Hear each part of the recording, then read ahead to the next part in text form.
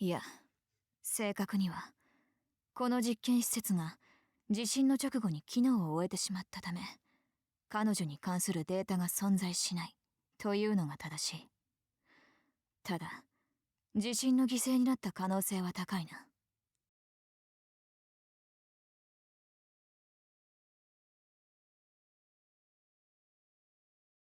そうですか。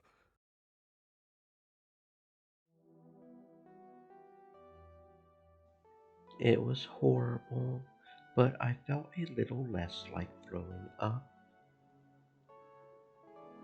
At the very least, she hadn't died because of the experiments or because we had abandoned her.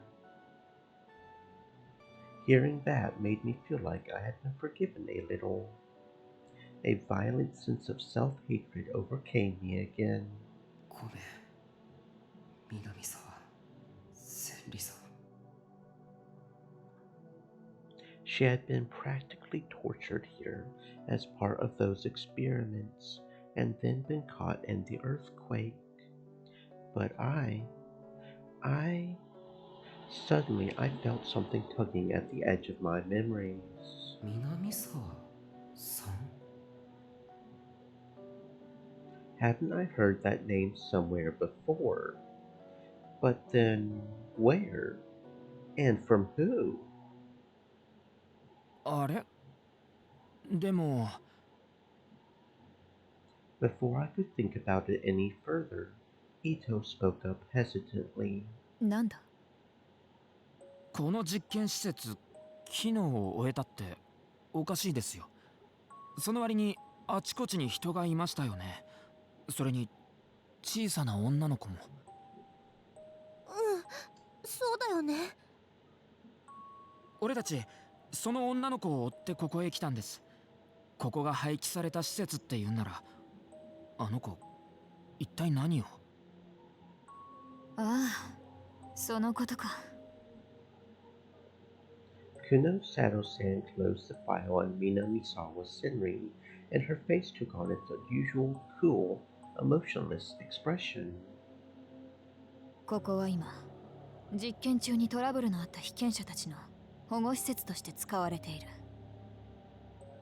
実験中にトラブルのあった被験者。実験に失敗して脳に損傷を負ったり、正気を失った患者を程度によって軟禁もしくは監禁しておくための地下収容所ということだ。A cold chill ran through my body.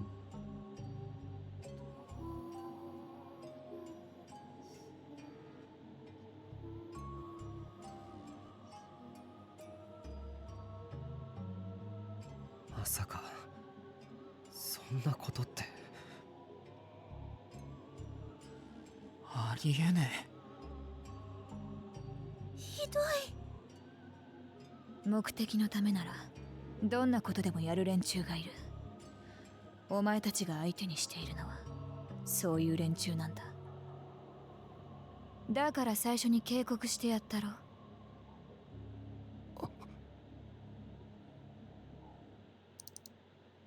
Kuno Sato-san opened another file. これで見る限り現在でも20名近くの人間がここにいるようだな。She scrolled down the page and a new picture appeared. 待ってください。その子。 That was the girl we had been following. 間違いないよ、タク。名前は山添うきちゃん。この子ももともと実験に使われた被験者だったようだな。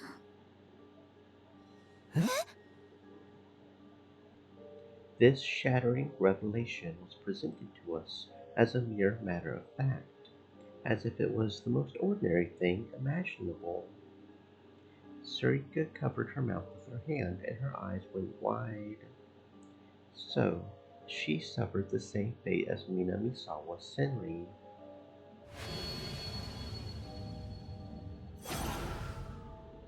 幸い彼女は最後まで正気を失うことなく実験に耐え生き残った。今はこのフロアで収容者たちの世話をする仕事を与えられているらしい。収容者たちの世話。 I thought she was a criminal who had stolen my smartphone and threatened me. And what's more, I thought that she was either connected to the killer or that maybe she was the killer herself. But now I'm not so sure. いや、ダメだ。見かけや生い立ちに騙されちゃダメだ。あの状況だと僕のスマホを拾えたのは彼女だけなんだ。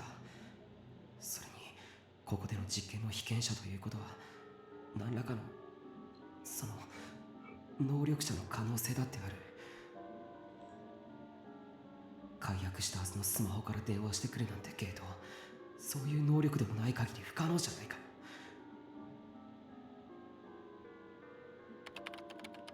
As my mind raced, Kuno Sato-san was checking out every bit of data on the machine. But 実験の結果、ディソードの発言は全被験者の 0.01% に満たず失敗と断定。別の技術を模索すべきと結論。やっぱりか。バカな科学者どもが。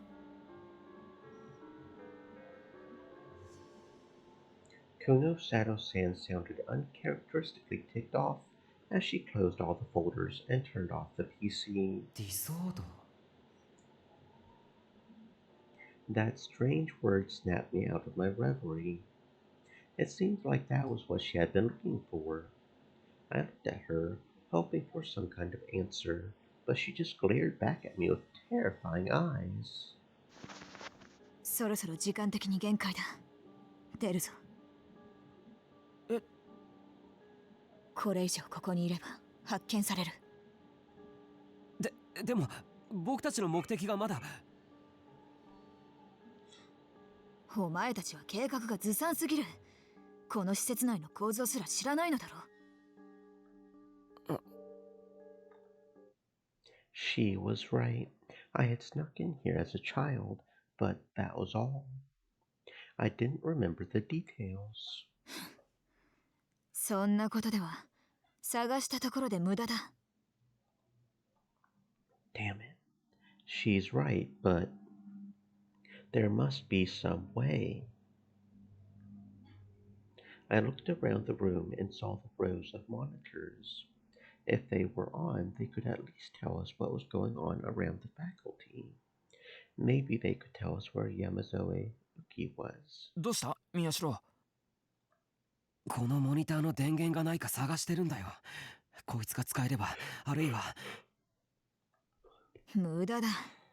そもそもその監視システム自体動いているのかも。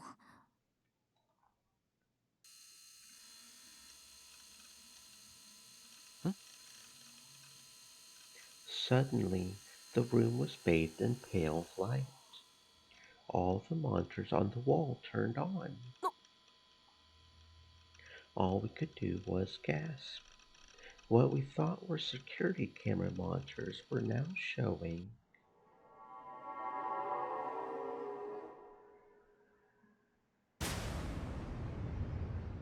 hundreds of sumo stickers.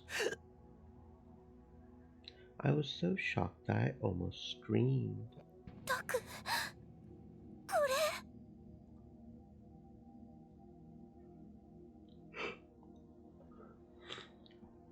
れ。Inside the monitors on the wall was face after sumo sticker face, all looking at me. What was this? What was going on?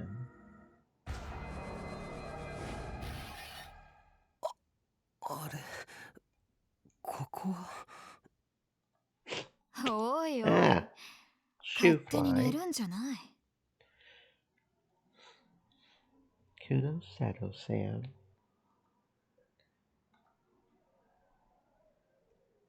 I was back in the chair. Was this a dream? Which was the dream? Was I dreaming of being in this chair, or had I been dreaming of being in the monitoring room? My head felt really cold. Oh, that's right. She opened my school.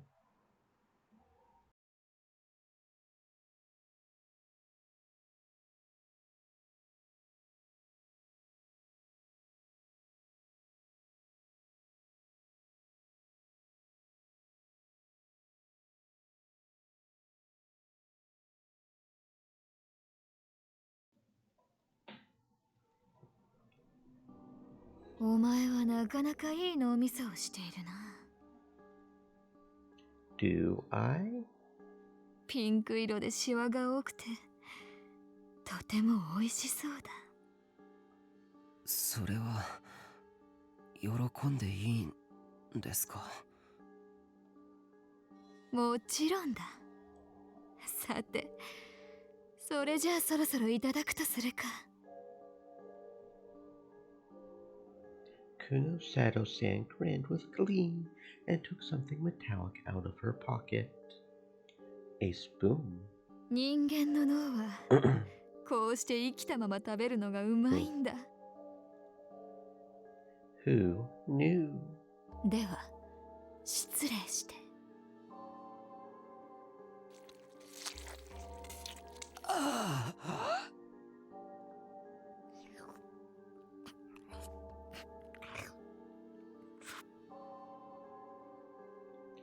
She was eating it.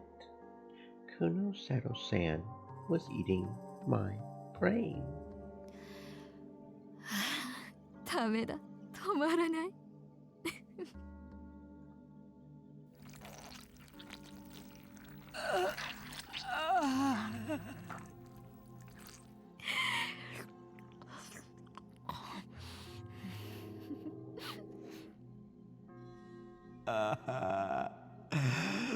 食べられるってこんなに気持ちがいいんだ。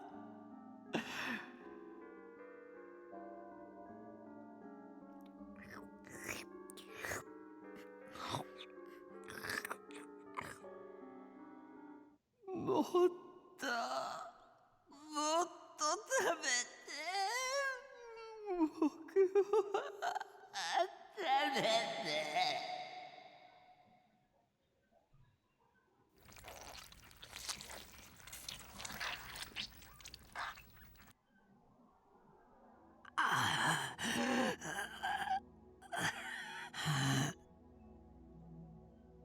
Again. I had another weird delusion. I quickly shook my head and slapped my cheeks to snap myself out of it. なんかやだ。気色悪い。Sarika and Ito looked unhappy. It was because of the sumo stickers displayed on the monitors. I looked at the monitors once more, trying my best to avoid the sumo stickers. あれはこの病院の中じゃない。Some of the monitors were showing the inside of the hospital, but some were looking somewhere else. Street corners in Shibuya, signs, under bridges, alleyways, overpasses, train station staircases, store walls. And then I realized all of the monitors were sumo stickers. 病院の外の監視カメラだけじゃないか。And I even recognized some of them. あそこは That was the spot where Kurusu had been attacked. Of course, there were sumo stickers there. なるほどな。探していたということか。探していた。さっきのファイルに書いてあっただろ。特殊な事象変異を引き起こす人間は11番目のこの画像に反応を示すと。Kuno-Sato-san pointed to a corner of one of the monitors. I quickly looked away before I got a direct look at the sumo sticker. In other words, whoever was using this place put up the 11th Rorschach image all over Shibuya and used these cameras to find people who reacted to it. And then they took them here and performed those horrible experiments on them.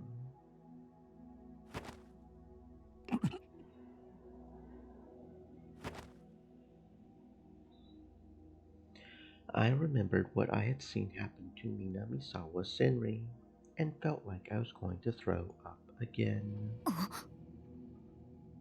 And then Kuno-Sato-san made a sharp noise. She put her hand on one of the monitors to brush away the dust, then stared at it. It showed something moving around a dark room. There was no sumo sticker there. It wasn't an image of Shibuya or the hospital above, so it was probably showing one of the rooms down here. あの子 It was definitely the girl. On the screen, she was saying something to an old person lying on a bed and gently wrapping belts around their arms and legs. 急げ。もうじき警備が回ってくる時間だ。That girl was my only clue as to where my smartphone was, which meant that we had to find the room on the monitor.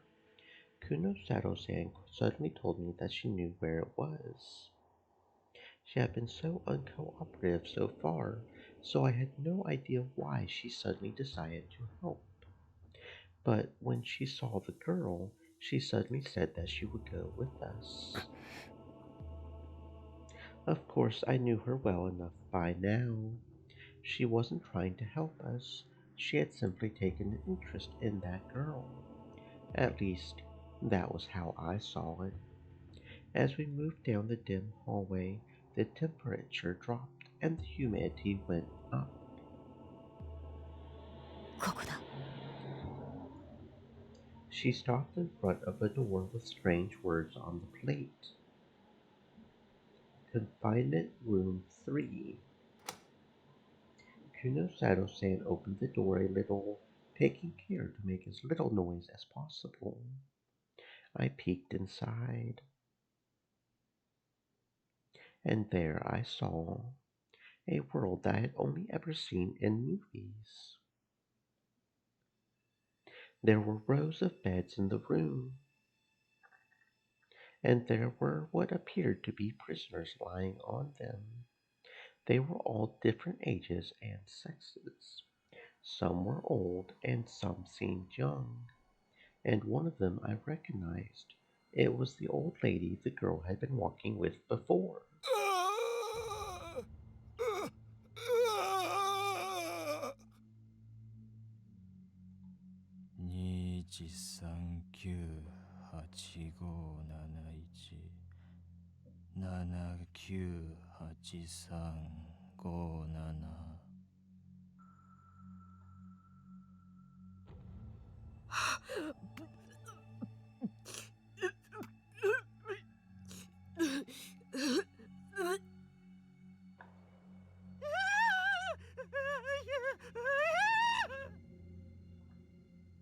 Some were screaming, some were counting numbers endlessly. One was a girl who was endlessly chewing her food. It seemed unreal. I remembered the woman with the baby carriage I had passed before, and felt cold sweat forming on my palms. ここは強度の OCST。視床下部損傷による過食およびチューイング。大脳半球損傷による反則空間無視障害。全員脳をいじられてる。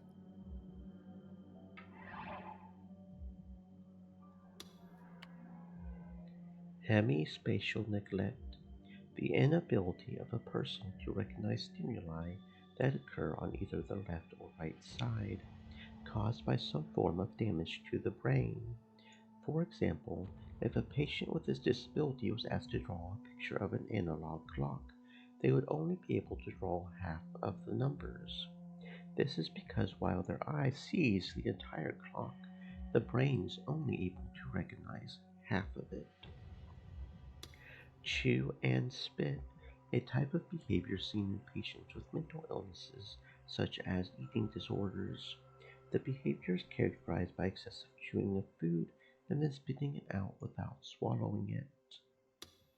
OCSD, short for Obsessive Compulsive Spectrum Disorders, a spectrum of disorders with obsessive compulsive qualities, such as the compulsion to repeatedly wash one's hands to wipe away an invisible stain.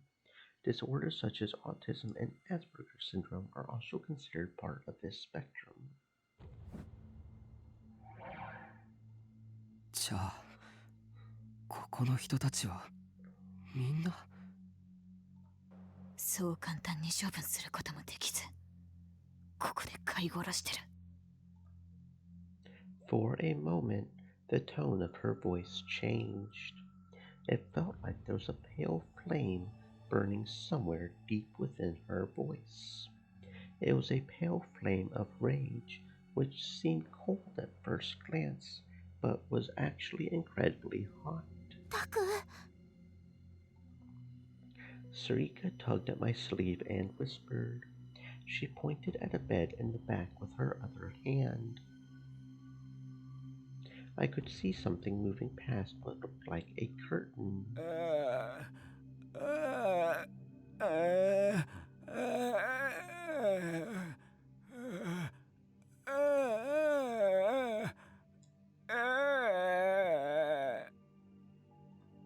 ごめんなさい。ちょっと窮屈だけど我慢してください。起きたらまたお散歩に行きましょうね。は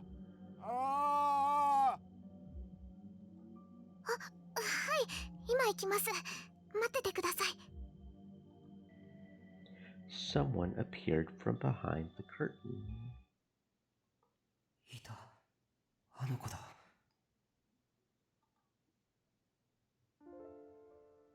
The girl in the file, Yamazoe Uki, didn't seem to notice us. She moved around from one patient to another, doing her best to take care of them. よかった。彼女はまだちゃんと正気を保ってるようだ。I could hear Kunosato-san whisper. 彼女からどうやってスマホを返してもらえばいいでしょう。説得とかしても聞いてくれるかどうか。むしろ警報でも鳴らされたら。私はあの子をここから連れ出す。スマホの話なんていうのはその後でいくらでも聞け。It took me a moment to realize what she was saying. But by the time that I did, she had flung open the door to the room and leapt inside. Yamazoe Uki's eyes went wide at the sudden intruder. Kunosato-san grabbed her hand. 誰ですか？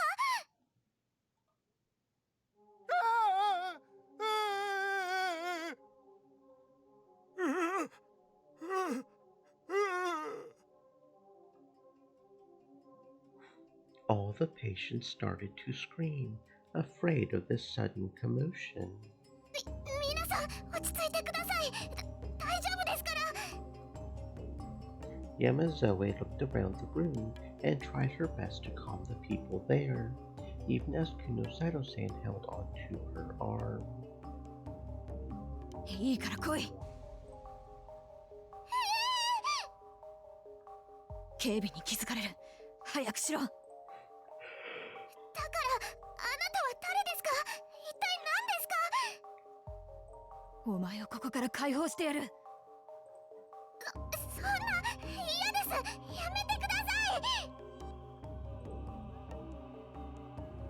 The girl named Yamazoe Uki went pale and tried to free herself from Kunosato-san's grip.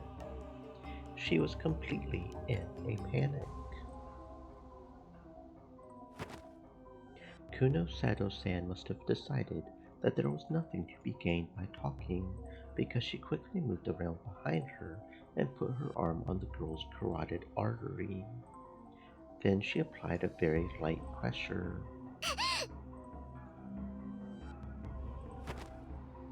Yamazoe Uki moaned for just an instant, and then she slumped backward into Kuno Sato-san's arms. She seemed to have passed out. おい、はい。タイムリミットだ。はぐれたら置いていく。あとは知らん。ここの連中みたいになりたくなければついてこい。She put the unconscious girl on her back and then ran outside the room without bothering to wait for us. I was stunned at her speed, but there was no time to hesitate. 尾上、いた。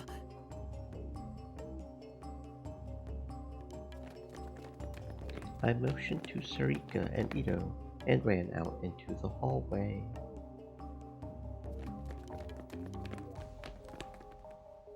We followed after Kuno Sato-san as fast as we could. Just like she said, if we got lost here, we would be caught for sure.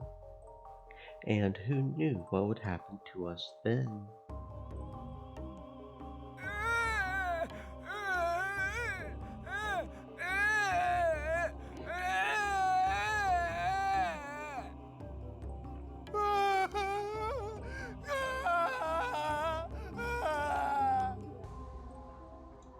I didn't know who was doing these experiments or why, but their victims were suffering horrible fates.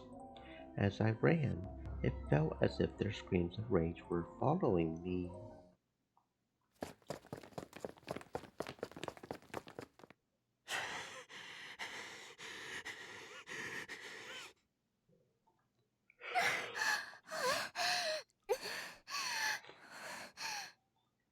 "もうダメだ。走れねえ。" We followed Kuno Sato-san as fast as we could and made it outside of the hospital via a different route than before. Kuno Sato-san was sweating like a racehorse, and her breathing was heavy, but she never let her guard down for a second. Instead, she seemed to be looking around intently. We were at the back of the hospital. It seemed like the exit where they moved corpses from the morgue to the hearse. For that reason, there was a fence surrounding us that kept us hidden. Kuno Sato-san had evidently taken this fence into account in her escape plans from the start. これからどうするんですか？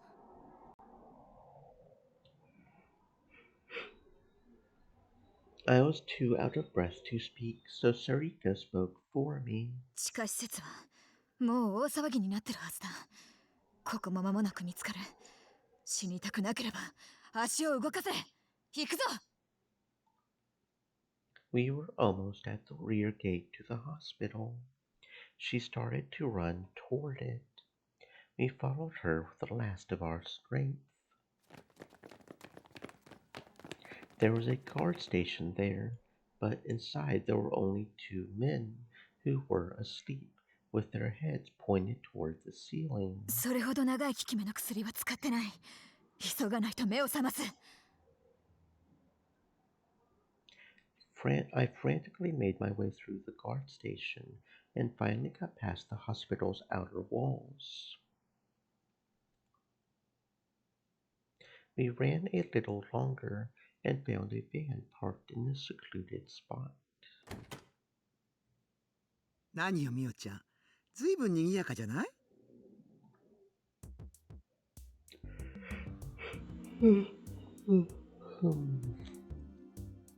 A broad-shouldered woman looked up at us from the driver's seat.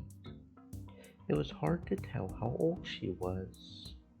Her attitude and mannerisms made her seem like an older person, but the mischievous grin on her face made her seem younger. で、必要なことはつかめた？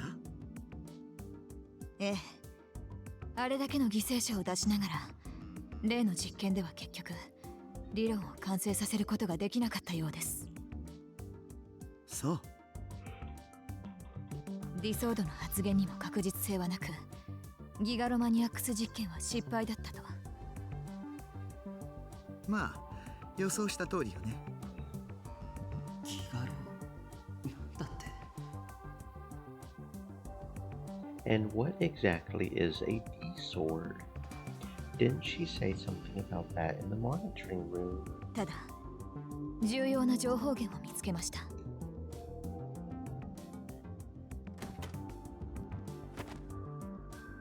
Kunosaro-san opened the reader door and laid Yamazoe Uki on the back seat. その子が？多分、実験の生き残りかと。保護。え、それは。まあいいわ。しばらくうちで預かっとく。頼みます。Kunosaro-san hadn't even dropped her attitude toward Detective Shinjo-san, but now she was being polite. Just who was this woman? で、そっちの子たちはお友達じゃないわよね。こっちは使えるかどうか後ほど判断します。私の家まで送っていただければ。She seemed to be referring to us, but what did she mean by good? She was as arrogant as ever, and like usual, she was pissing me off. 了解。とにかくみんな乗りなさい。早く。Her voice got a little sharper as she pointed to the middle seat in the back of the van. We could hear what sounded like a lot of yelling coming from the direction of the hospital. We quickly jumped inside and closed the door. Kunosaro-san got in the front passenger seat. The van started up quietly and headed off into the night.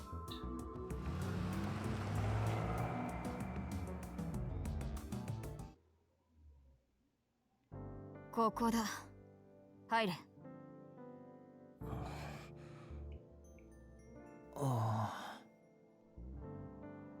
何をぼさっとしている。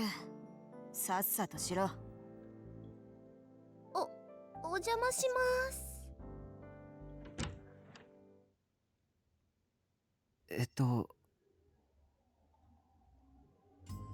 人の家の中をじろじろ無遠慮に見るものじゃない。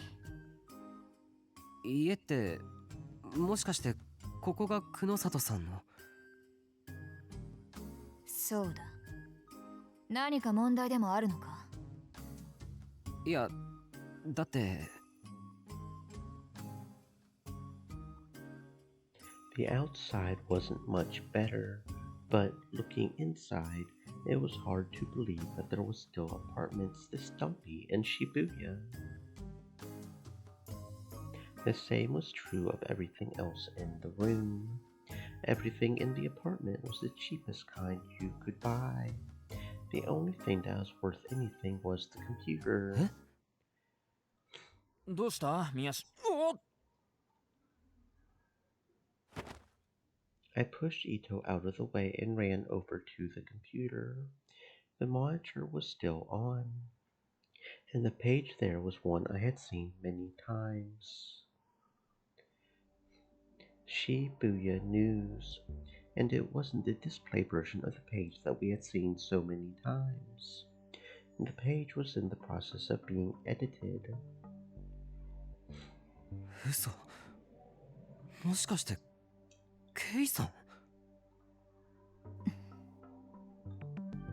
So that was it. I thought I had heard her voice somewhere before. Her voice was just too different from the gentle Kei-san that we were used to hearing. But that voice was, without a doubt, Kei-san's. 嘘マジ K さんってあの K さん渋谷ニュースの Ito was clearly pretty excited too. Of course he was. Kei-san was someone we both admired. She was the ultimate right-sider. Since even I admitted it, that meant she had to be at the top of her class. I never thought I would be able to meet her like this though. But I can't say I had ever imagined Kei-san having a weird personality like this. Kuno Sato-san, the girl who had been insulting us the whole evening, was the same person as the gentle Kei-san that we knew from Shibuya News. Which was the real one? I didn't know. And why had Kei-san brought us to her room? I thought I had remembered her saying she would decide if we could use us later.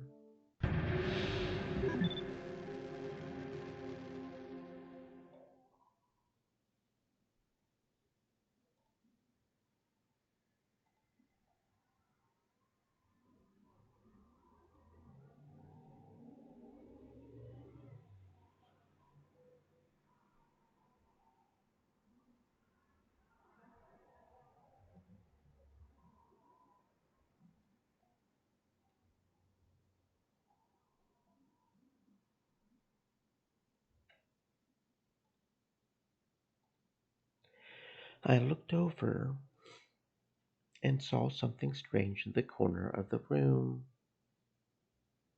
The only assumption I could make when I laid eyes on it was that it was a sword, but I wasn't sure if most people who saw it would think that.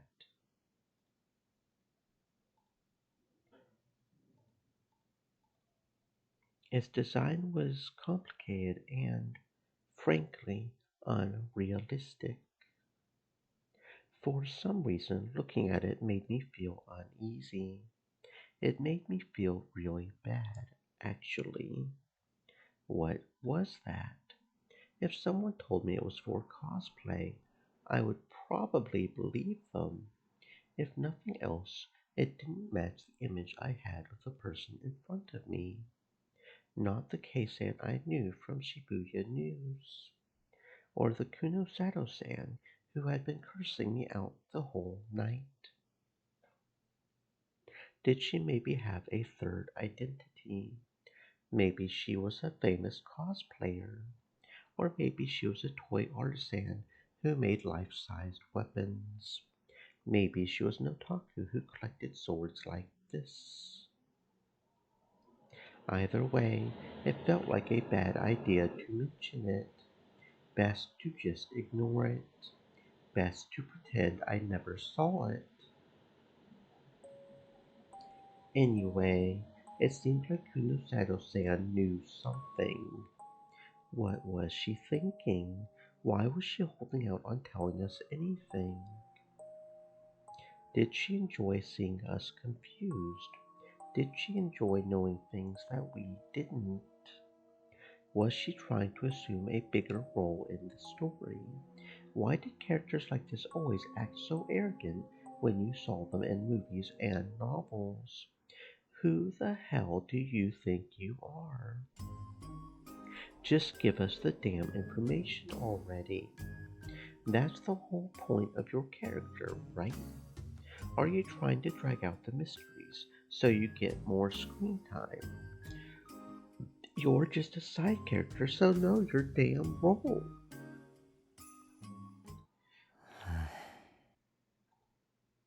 There was no way I could actually say that to her.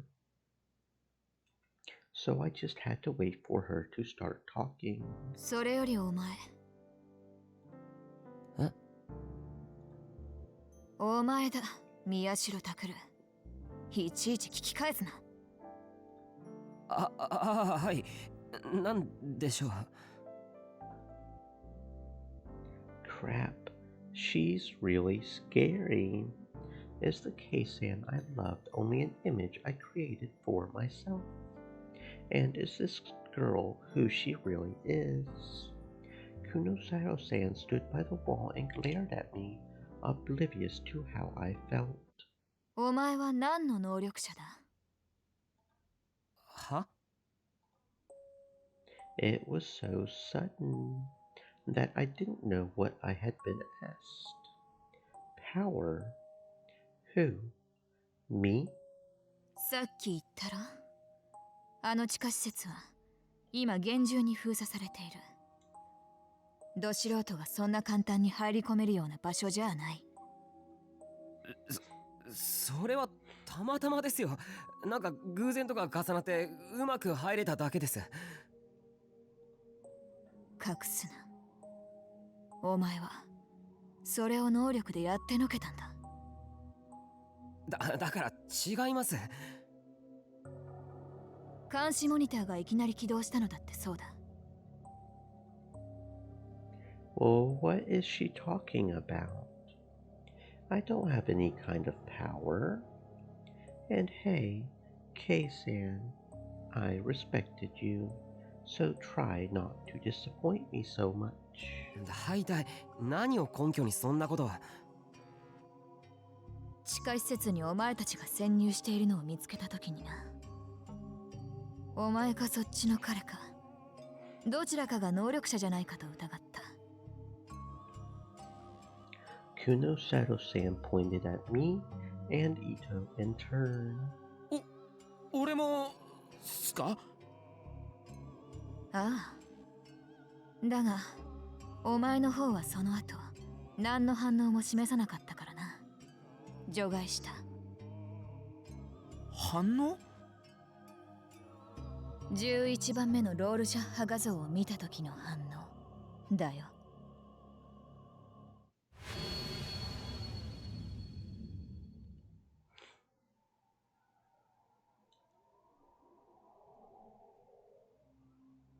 Kunosaro-san's deep, dark eyes were peering into me. だが宮代拓、あの画像を見た時お前は激しく動揺した。いや、だってあんな気色悪い絵ですよ。当たり前じゃないですか。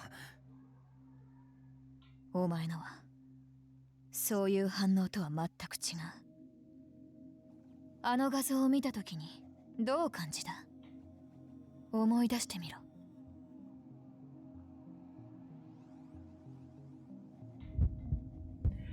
The feeling I had experienced when I had seen the sumo sticker image came back to me. When I looked at it, all the hairs on my body stood on end, and I was attacked by nightmarish delusions from which there was no escape. It was so scary that I couldn't help but look away from it. じゃあ身の潔白を証明するためにもう一度見てみるか？あの画像を。Kunosaro-san turned toward her computer and opened up a folder. She watched my face carefully as she moved to click on an image inside the folder. 嫌です。やめてください。I slowly sank to the floor and sat down, sweat pouring from my body. I looked away from the computer. I didn't have the courage to look at that image again. いい加減にしてください。 Sarika interrupted with a yell. It was the first time in ages that I had heard her yell. I looked up to see her standing between me and Kunosaro-san with her hands on her hips. 一体何なんですか？特に超能力ってそんなアニメや漫画みたいな話真面目にしてどうかしてますよ。何？尾上。タクは人が殺された場所とかでいっぱいあのシールを見てきてるんです。気持ちが悪くなるの当たり前じゃないですか。私だってラブホの時のことを思い出して吐いちゃいそうになることありますけど。そんなって言うなら、私にだって超能力があるってことになりますよね。いや、お前は違う。なんでですか？ Sarika pushed harder. Whenever she thought I was in trouble, she would sometimes turn into a completely different person. She would try to protect me in a different way than Kurusu. It made me happy, and it made me feel better, but 尾上、ありがとう。けど、ちょっとだけ抑えてくれ。で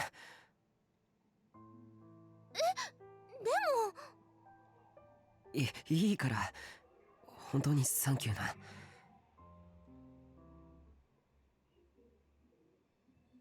there was no way I had any kind of psychic power. But I had already suspected that powers like that were involved in this case somehow. So I wanted to hear what Kunosato-san had to say. Kunosato-san looked at me for a moment, questioningly, and then sighed. Then she took out her phone and made a call. The person on the phone didn't seem very happy about it, but they eventually gave their approval. She nodded and hung up the phone, then spoke. また出かけるぞ。まあ、今度は命の危険はないだろう。安心するがいい。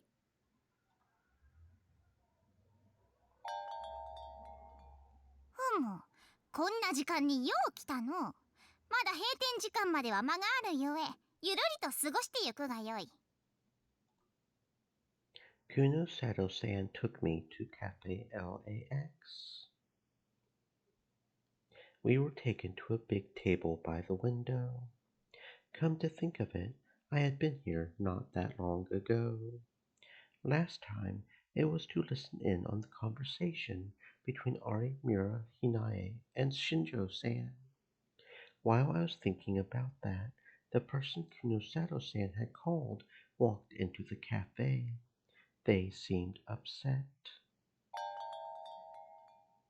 Huh? When I looked up and saw who was there, I gasped. ふむ、こんな時間によう来たの。ゆるりと過ごしてゆくがよい。用が済んだらすぐに帰りますから。遅かったな。私にだって準備くらいあるんです。Arimura Hinae. It's the girl I was just thinking about.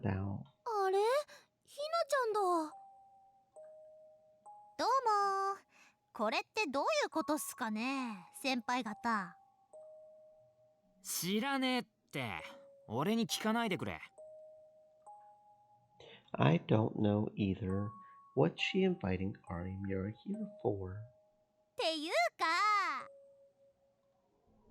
久野里さん、便利に使って巻き込むのはやめてほしいって言いましたよね。互いに情報の提供をする。そういう約束だろ。そっちばっかり私を利用してるくせに。いいから座れ。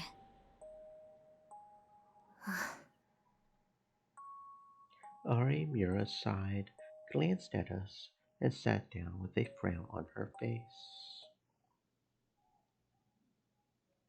There was an awkward moment after we ordered our drinks when no one spoke. それで、何なんです？ Once our drinks arrived, Arimura, of course, was the first one to speak up. 口で説明するよりも見せた方が早いと思ってな。まさか話したんですか？利用価値がありそうだと判断した。ほんと勘弁してほしいんですけど。From the way they were talking, Arimura must have known about these powers as well. And つべこべ言わずに見せてやれ。 show them. Wait, she can't mean. 嫌ですよ、めんどくさい。宮代拓が能力者かどうか確証を得たい。いや、だからですね。僕はそんな。間違いなく能力者ですよ。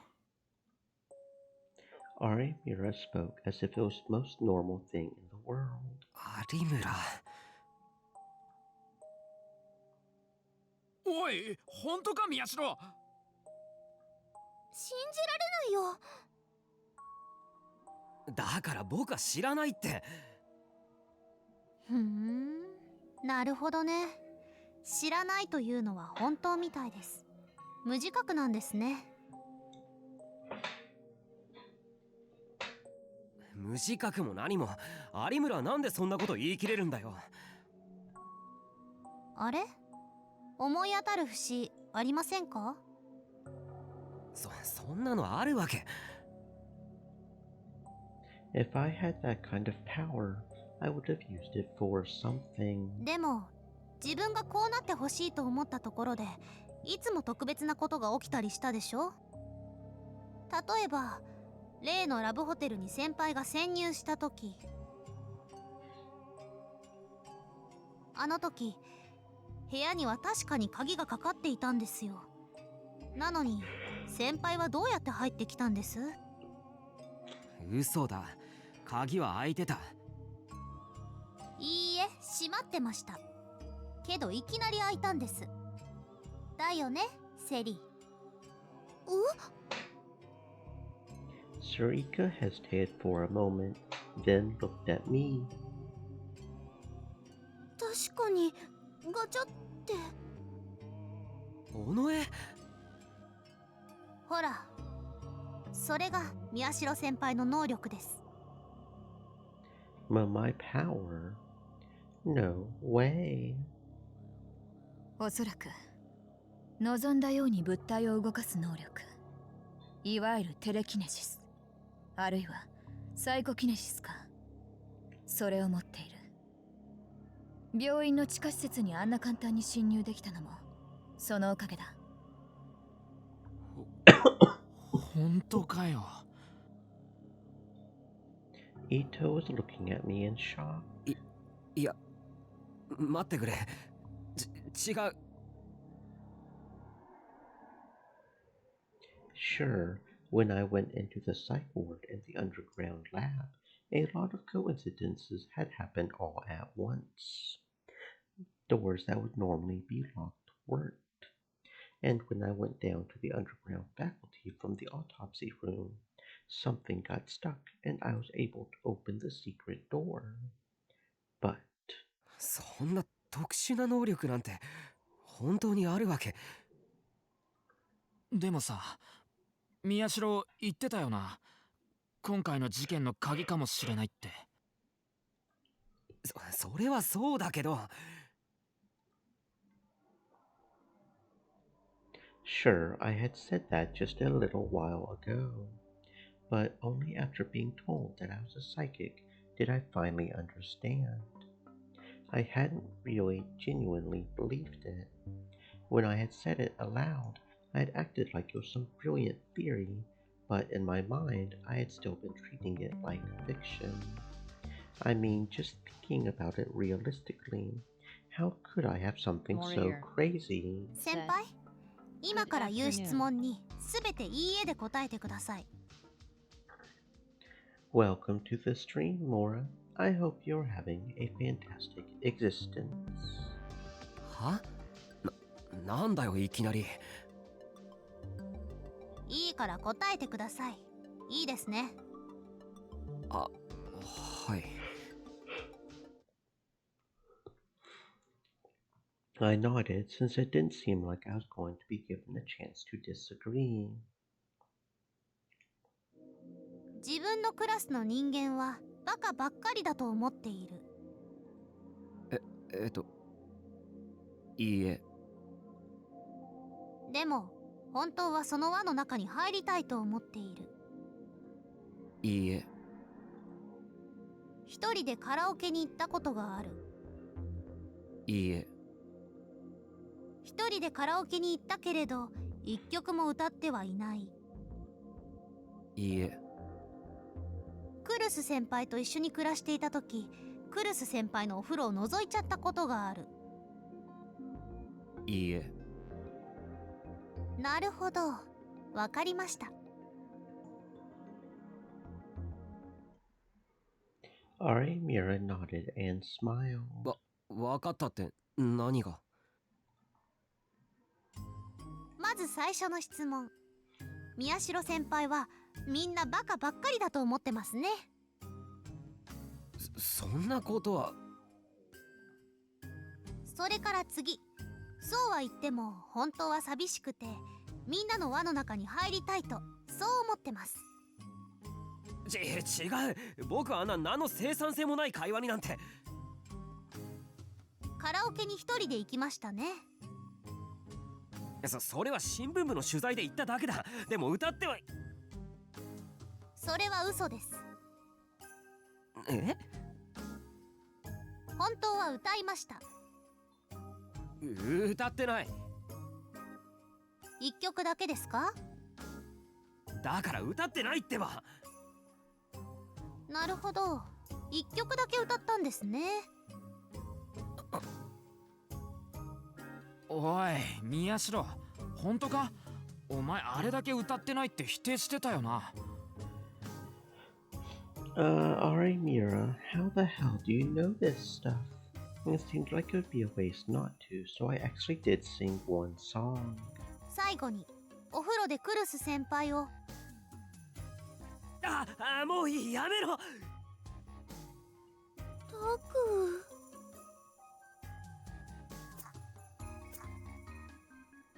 Sarika pushed down on her Garo Froggy strap.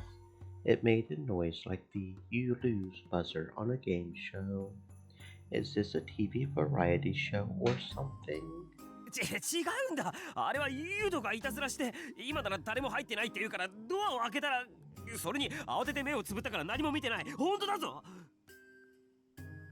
Do you have any idea what hell I went through after that?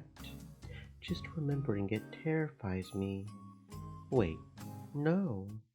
それが一体何だって言うんだ。わかりませんか？今のが私の能力です。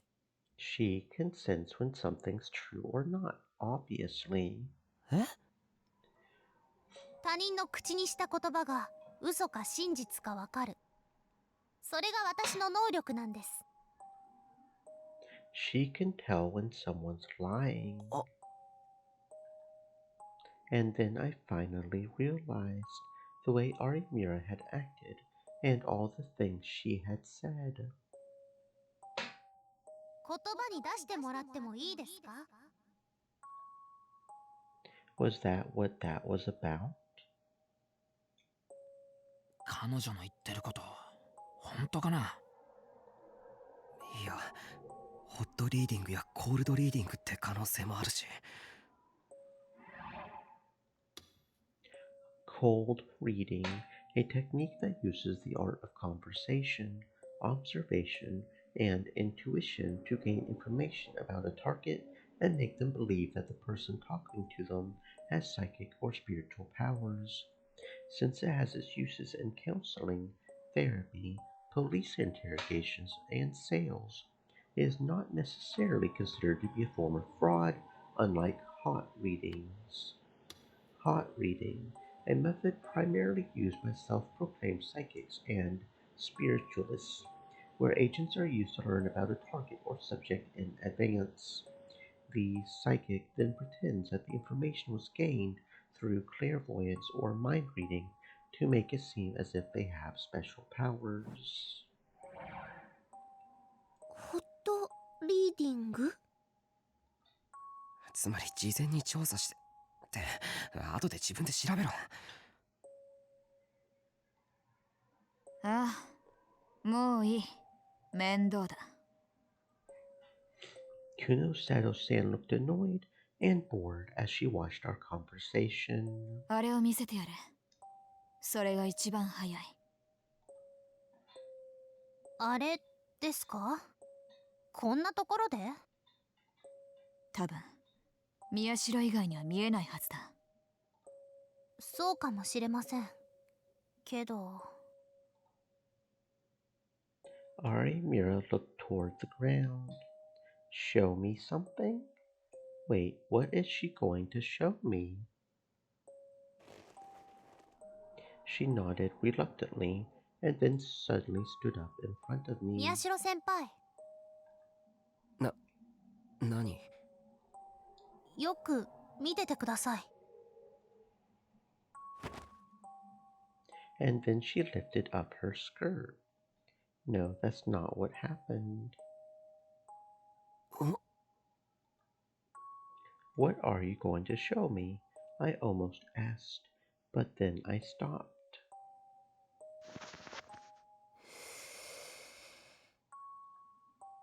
Suddenly, she stretched her right hand out to the side. She inhaled slowly and then seemed to pull something out of the air.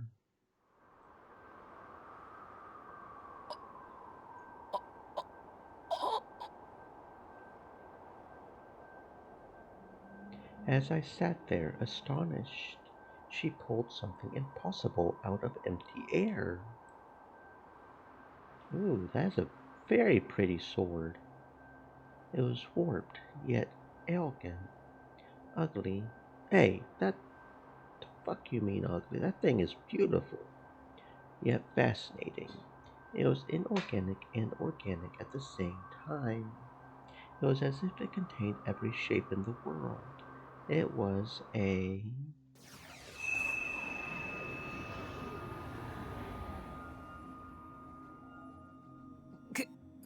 Ken?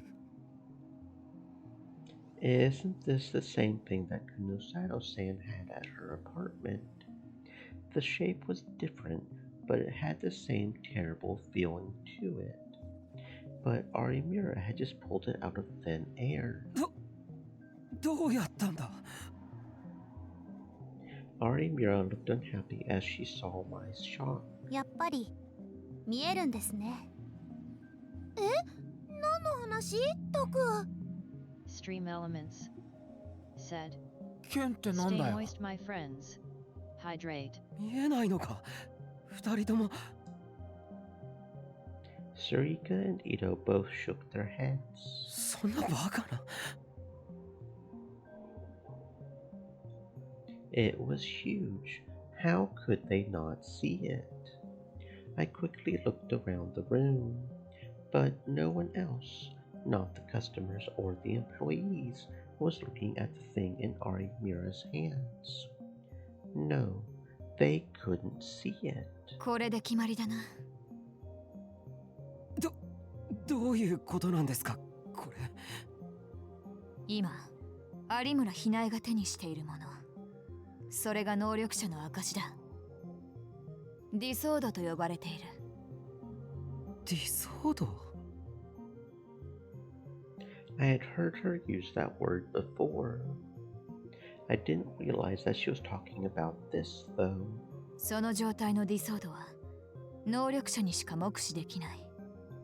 つまりそれが見えるお前は間違いなく能力者ということだよ。Kunosato-san's cold voice dropped even lower than usual. でも僕、そんな能力なんて本当に使った覚えもないし。でも事実だ。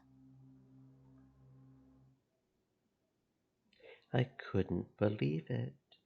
So much was going through my head that I couldn't think. I looked over at the D-sword again. Arimura fiddled with it and snorted. まあ、同じギガロマニアックス同士、もう少し仲良くしときますかね、先輩。ギガロマニアックス？ I remembered Kunosato-san using that word before, too. 我々は能力者のことをそう呼んでいる。ギガロマニアックスと。呼び方なんかどうでもいいです。それよりやっぱり信じられません。僕のサイコキネシスとかそんなの非科学的です。ああ、サイコキネシスというのはお前がイメージしやすいようにそう言っただけだ。実際はもっと科学的な概念が存在する。科学的？ I looked at R.A. Muir's sword skeptically. Scientific. That. ああ、無理ですよ、久里さん。説明とかしてもさっぱりわかんないと思います。ちなみに、私は一つも理解できてません。お前と一緒にすんな。僕はこれでも。はいはい。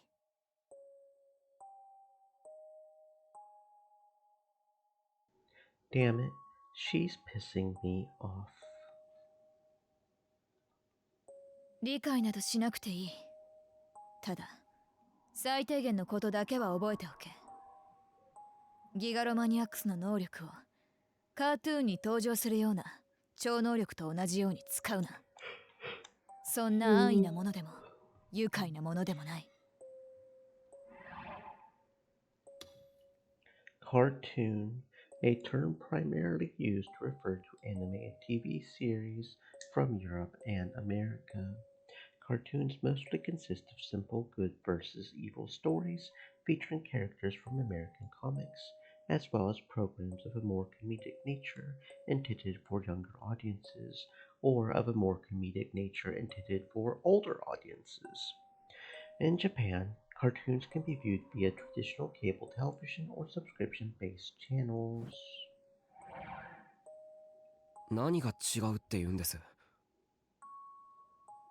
ギガロマニアックスの能力とは、簡単に言えば自らの妄想を現実に変換する力だ。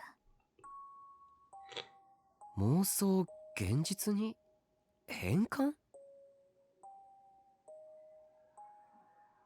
What's she talking about? That's not scientific at all. ディラックの海という言葉を、まあ知らないだろうな。ディラックの海。Sarika started to fidget on the sofa. She probably couldn't follow what we were talking about at all, but she could tell that I was nervous. 確か量子力学の中の概念ですよね。ほう、驚いたな。一階の高校生が知っているとは。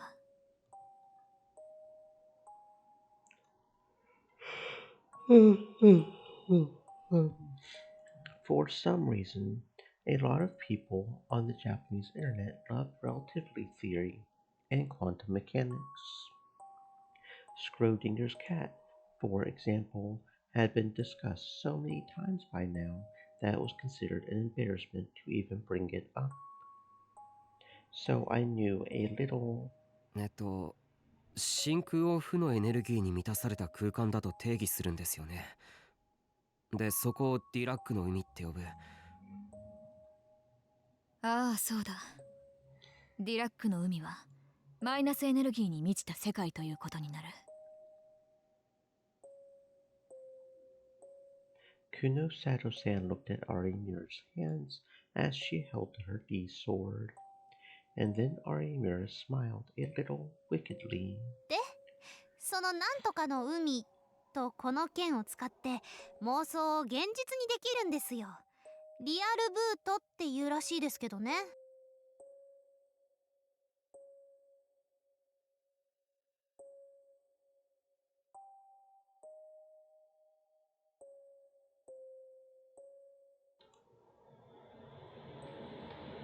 リアルブート。ディソードは剣の形をしているが、実はただの武器じゃない。ディラックの海に干渉し、現実との間のパイプとなる端末だ。ギガロマニアックスがその端末を用いると、本来現実空間の中に存在できないはずの負のエネルギーを引き出すことができる。するとホールセオリーによるペアクリエーションで粒子と反粒子が生まれる。それがエラーとなって他人の脳のデッドスポットに影響を与えるんだ。脳のデッドスポット？ Ari Mira seemed to only half understand this stuff herself, but I was completely lost by this point. デッドスポットというのは人間の脳における視覚野の視覚だよ。そこに影響を与えられるということは、つまり自分の妄想をそこへ送り込み、妄想通りのものを相手に見せられるということだ。しかも相手にとってそれは完全な現実として認識される。でもそんなのただの幻覚じゃないですか。催眠術と同じですよ。催眠術？そうか。じゃあその妄想を自分の周りの人間全員がリアルな現実だと共通認識してしまったらどうだ？共通認識？そうだ。さらにそれが渋谷中の人間の共通認識になったら、そしてその共通認識が東京中の人間、日本中の人間、果ては世界中の人間にまで広がっていったとしたら、一体誰がそれを現実じゃないと否定できるんだ？それは。そうしたら妄想はすでに作り事でも幻覚でもなくなる。紛れもない現実と化すんだよ。だからそれはリアルブートと呼ばれている。そんなバカな。だってそんなことで現実がねじ曲げられるなんて。I rubbed my head with my fingers, trying to make some sense out of all this. 仮にいいですか。仮にですよ。僕がそのギガロマニアックスだったとして。だけど閉まってるドアの鍵を開けるとか、そんな風に妄想が物理現象にまで影響を与えるなんて不可能ですよ。私たち含め研究者たちも当初はそう考え楽観視していた。だがそんな甘いものじゃなかったんだ。え？物理現象すらねじ曲げるんだよ。ギガロマニアックスの妄想とそれによって共通認識化された現実は。だからこそそれはこの上なく危険なんだ。I looked at Ari Mira's sword, and then back at Kuno Sato-san. Ari Mira was still smiling as she held the sword in front of me. I couldn't tell if the light it gave off was holy or evil, but for a moment it was so beautiful that I shivered. October 11th, 2015, Sunday. The town was filled with noise that threatened to swallow her whole.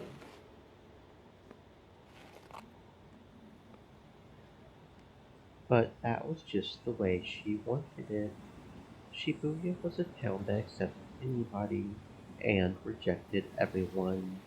It was the only place that would let her be a part of it now. She moved her legs forward valiantly amidst the hustle and bustle. Forward, forward. With each step she took, her face twisted with horrible pain. Or at least that's how it seemed to her. She didn't know if the pain was actually appearing on her face.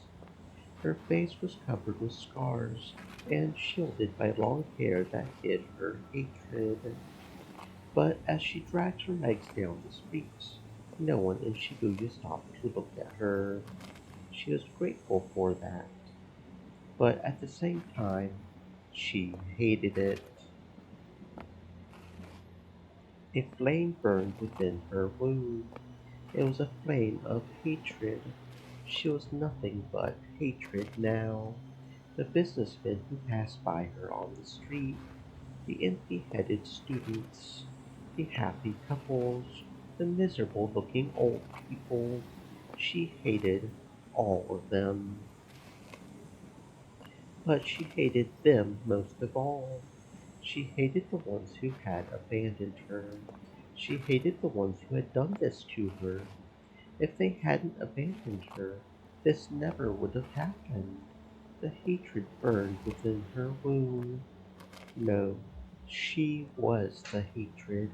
The power she had gained that day. It was all for this. Only the joy of revenge drove her forward. Forward and forward. And then she didn't notice that the people who passed by her turned back in surprise. She didn't realize it herself. But this woman was laughing. She was laughing so hard that anyone could hear her, like black smoke from a flame rising toward the sky. She raised her voice and laughed. How goes it? Miyashiro is awakening. Not completely yet. What else? He seems to have finally remembered their existence. Yes, what of the sin he committed? Not yet. Understood. It is almost the day of judgment. October 12th, 2015, Monday. おい、あれじゃね？ほら、今流行ってる。マジでやばくね？てか流行るっておかしくね？呪われるんしょ？マジやばくね？ほれ、一枚持ってこうぜ。や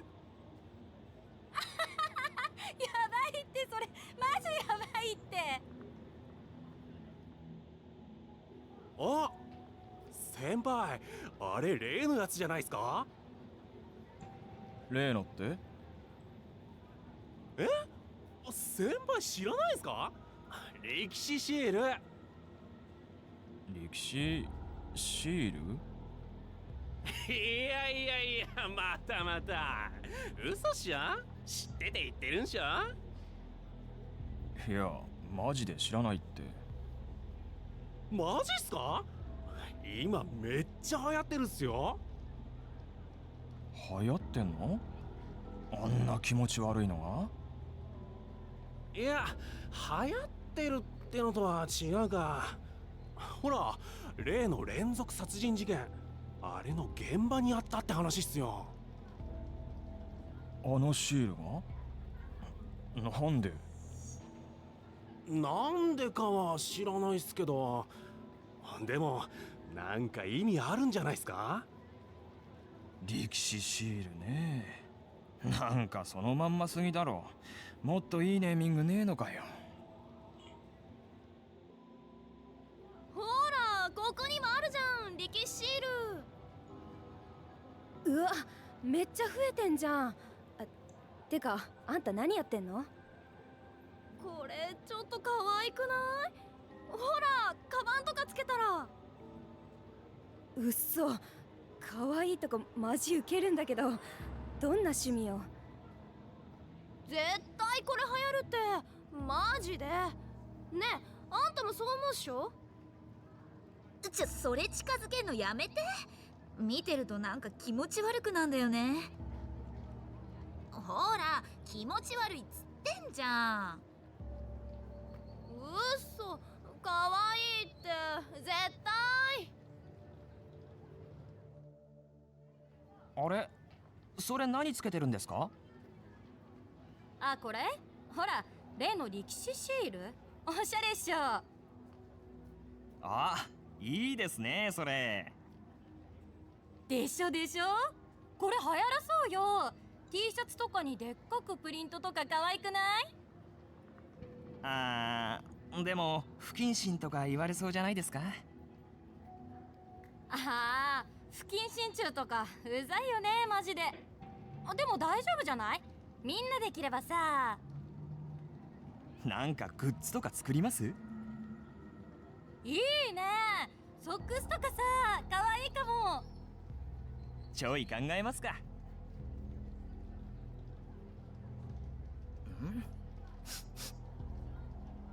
どうしたん？なんか焦げ臭くね？ああ、ここあったらしいぜ。何が？なんかほら、最近この辺で火つけて回ってるやついるらしいじゃん。連続放火？ああ、なんか聞いたそれ。それもほれ、あれのせいじゃねえの？呪いのシールとかって。あれなんなのマジで。あれと一緒なんだろ、前のほら。ニュージェネだろ。そう、それニュージェネ。あれの真似なんだろ。渋谷マジやばいって。このように今回の事件の日付は全てニュージェネレーションの狂気と呼ばれる6年前の事件と一致しております。そこにどのような関連があるのかが注目されているわけですが、これについてはいかがでしょう？そうですね。関連があるのはほぼ間違いないでしょうね。ただ現時点で全ての事件が同一犯であると決めつけるのはまだ時期尚早ではないかと思います。それはどうしてでしょう？現場に残されていたという歴史シールは渋谷の街中のどこにでもあるという話ですし、入手するのは比較的簡単なんですね。したがって何者かが同一犯の犯行とみなすために現場に残したという可能性も考えられます。その場合はやはり捜査の混乱を狙ったということでしょうか？そういうことになりますね。特に今のようなネット社会ではそうした情報は早く出回りますし、騒ぎに乗じた便乗殺人ということもないとは言い切れないでしょうね。まだまだ謎の多い事件ですね。こちらの事件に関しては後ほど改めましてたっぷりと検証していきたいと思います。さて次のニュースはこちらも東京渋谷ですね。連続放火事件のニュースです。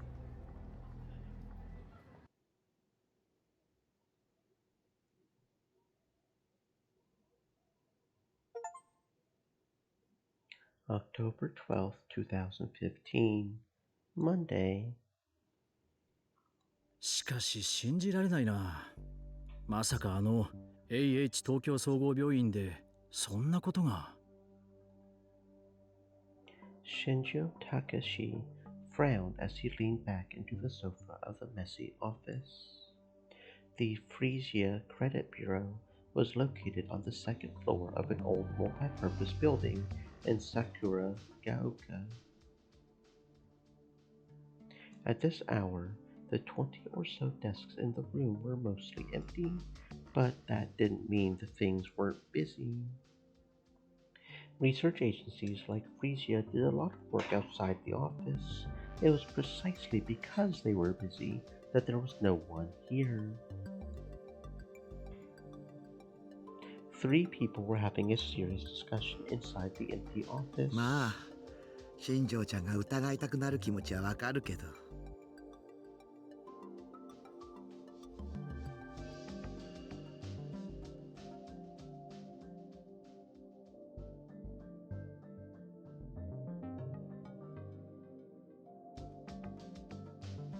In front of him was the CEO of Frisia, Momose Katsuko.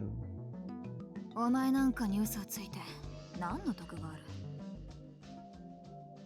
Kunosato Mio was sitting further away from him, not even bothering to conceal her displeasure.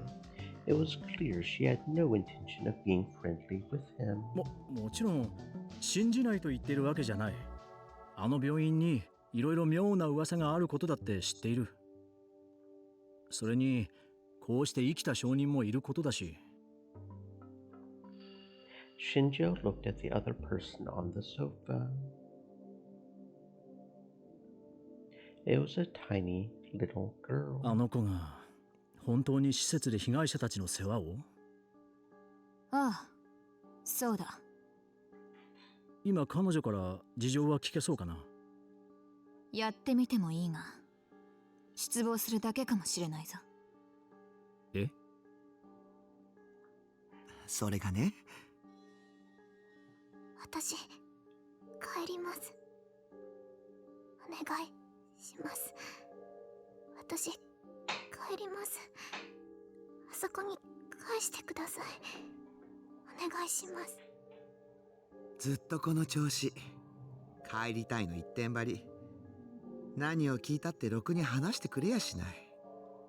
百瀬さんが苦戦するのは珍しいな。Shinjo stood up and dragged an office chair over to the sofa the girl was sitting on. He sat down as slowly as he could so as not to scare her and looked at her at eye level. 山添浮君? He tried to speak as softly as he could, but she still shivered at his voice. 怖がらなくていい。僕はおまわりさんだ。おまわりさん。そうだ。だから安心していい。おまわりさんなら助けてください。もちろんだと思う。だから教えてほしいんだ。君を真っ暗な地下室に閉じ込めたのは誰？私、あの人にさらわれてきたんです。だから助けてください。元の場所へ返してください。Yamazoe Uki looked at Kunosado for just an instant, and then looked back at Shinjo, begging. これで私も立派な誘拐犯だな。逮捕してみるか。チャチャを入れないでくれ。なあ、ウキ君。何か勘違いしているようだけど、君は地下でひどいことをさせられてたんだ。だからこうして助け出されたんだよ。ひどいことなんて何もありません。私はただ皆さんのお世話をしていただけです。それが私の仕事です。だから戻らないといけないんです。私がいないと皆さんが困ってしまいます。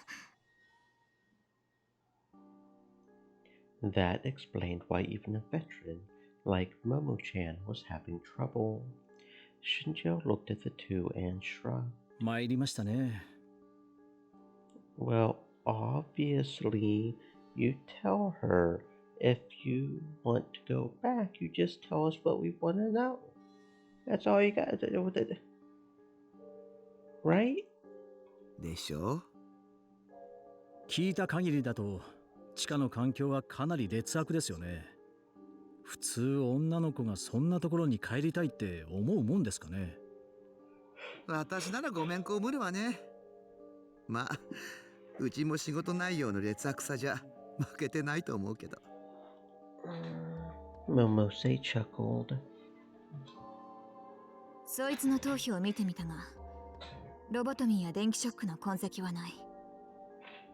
ちゃんと脳の検査をしないと断定はできないが、多分長年の軟禁生活で自分の境遇に疑問を抱かなくなってしまったんだろう。虐待されてる子供と同じか。ああ。どうしたもんかな。Shinjo looked back at the girl, who now seemed as if she was about to cry, and started to scratch his head. As of now, the police had no reason to make a move on AH Tokyo General Hospital. None of the evidence he had gathered had been acquired by legal means. He had hoped that Yamazoe Uki's testimony would allow her to function as a whistleblower, but that was looking unlikely. そうだ。ウキ君、この少年を知ってるね。Shinjo took a smartphone out of his pocket. It was one he had borrowed from the younger officers.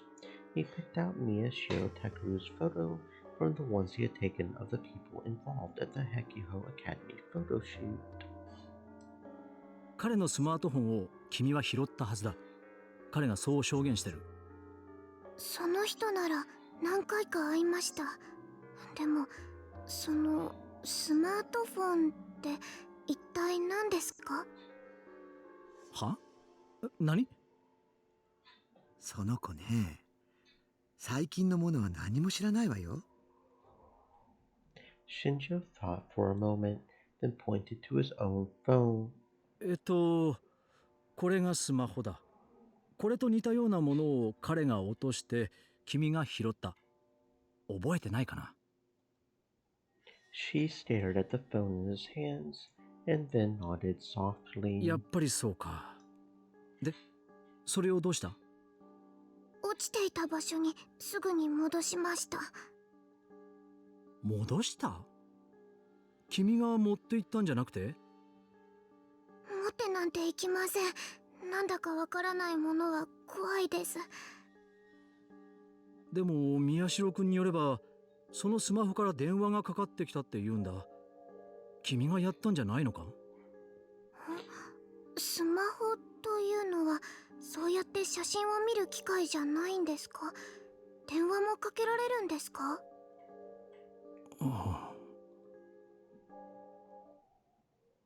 ？Momose giggled a little. Shinjo glared at her, then turned the phone around and brought up a number from the address book. He tapped the number. The phone rang for a moment, and then an extremely irritated voice answered. はい。もしもし、有村ですけど。ほら、こうやって電話ができるんだよ。な。Shinjo turned up the volume so that Yamazoe Uki could hear it, but she didn't seem to care. そうですか。もしもし、一体何なんです？用がないなら切りますよ。私これからランチなんで。いや、用ならあるんだ。しかも大事な用が。悪いんだけど、ちょっと力を貸して。お断りします。即答はないだろ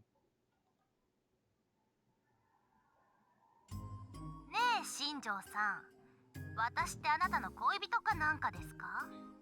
何かっていうとすぐに電話してきていやらしい。いやいや、待て。別にそういうつもりじゃ。ならストーカーってことでいいですね。よくない。困ってるんだ。助けてくれよ。うわ、出た。女の敵の決まり文句。それでお小遣いをせびったり、お金のために変なバイトをさせたりするんですよね。最低のダメ人間。真面目に聞いてくれよ。大切な話なんだ。頼む。Shinjo finally managed to quiet her down, and then told her about A.H. Tokyo General Hospital and Yamazo Uki. And then he asked Yuki a few more detailed questions, this time so Arimura could hear her responses. And as a result... どうだ、有村さん。全部白ですよ。真っ白。その子、嘘は一つもついてません。あと、今回の一連の事件についても、本当に何にも知らないですね。その子が犯人と関係あるとか思ってます？だったら空振りもいいとこですよ。そっか。Shinjo's shoulders slumped when he heard that. He saw that Kunosato's did too. She had probably thought that she could learn a lot of what she wanted to know from Yamazoe Uki. Kunosato frowned and looked up at the ceiling. 有村さん、助かった。ありがとう。今度なんかご馳走するよ。はあ？それってもしかしてデートに誘ってるつもりですか？だったら絶対に嫌なんですけど。未成年をデートになんて誘ったら警察クビだよ。じゃ、またな。またって、もうこういうのやめてくださいよ。何度言ったらわかるんです。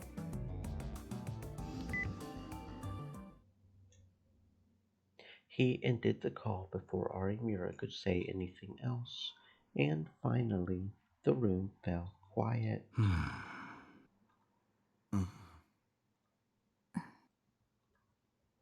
No one spoke for a while. The only stand was Yamazoe Uki mumbling, "I want to go home," as she stared at her feet. まあ、その子に関してはもう少しうちで預かることにするわ。って言っても食事と寝る場所の提供くらいで大したことはできなさそうだけど。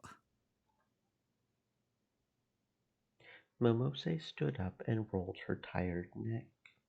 There was an unhealthy popping sound. それでも十分助かります。あっちの方は一からやり直しか。一からってことはないさ。地下施設の本格的な操作ができないか手を考えてみる。なんとかなるの？正式な手続きを踏んだところでまたどこかから圧力がかかるわよ。でしょうね。でしょうねってあんた。ま、そこら辺は適当に口実をでっち上げます。ダメならダメでやりようはあると思うんで。それにお天道様の元にさらしてしまえばいくらなんでも無視はできないでしょうからね。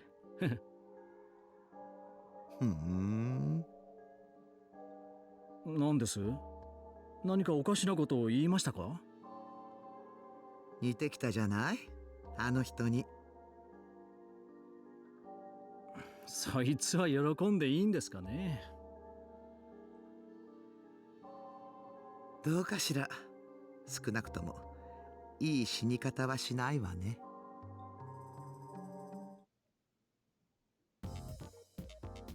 Popular online journalist Watabe Tomoaki was murdered on the afternoon of the 10th at school in Shibuya. The police have become more convinced that the killer in this case is the same as the other murders that are patterned after the New Generation Madness 6 years ago. Watabe visited the school to talk to the students, coughed up sumo stickers, and died when he went on stage. Watabe's stomach was filled with large numbers of the mysterious sumo stickers, and it is believed that these are what choked him.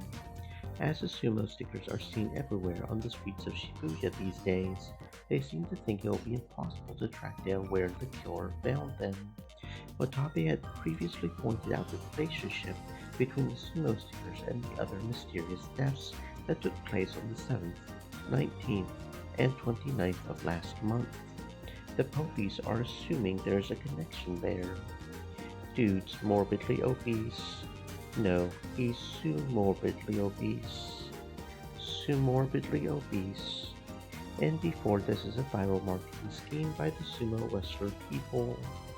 Obviously the kids he was interviewing did it. Morbidly obese.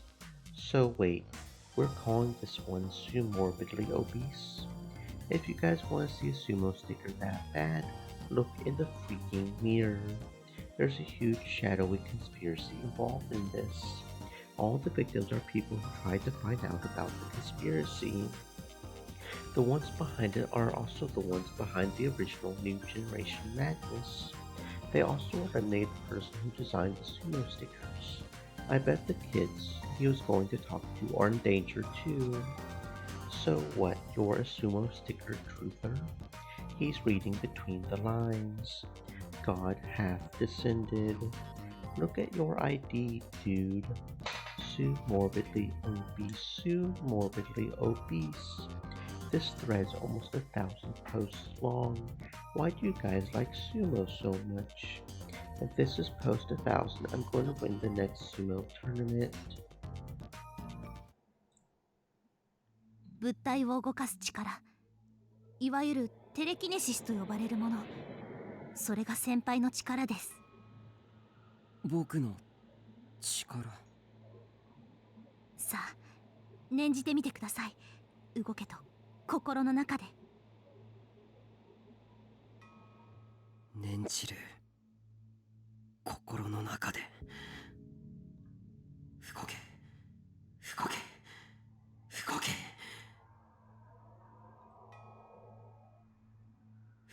動け動け動け動け動け動け動け動け動けよ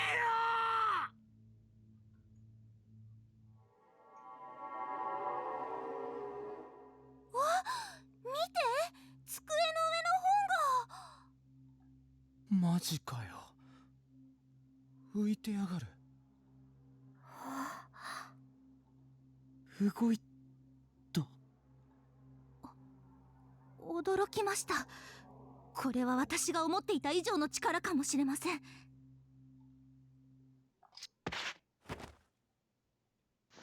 宮代拓、君の能力この目でじっくりと見させてもらった。久野里さん。これからはその能力を使って私の渋谷ニュースを手伝ってくれないか。僕が渋谷ニュースを。私には君の力が必要なんだ。はい、喜んで。やったねタク。すごいじゃねえか宮代。まあこれくらい当然だよ。タク。宮代。タク。ねえタクったら。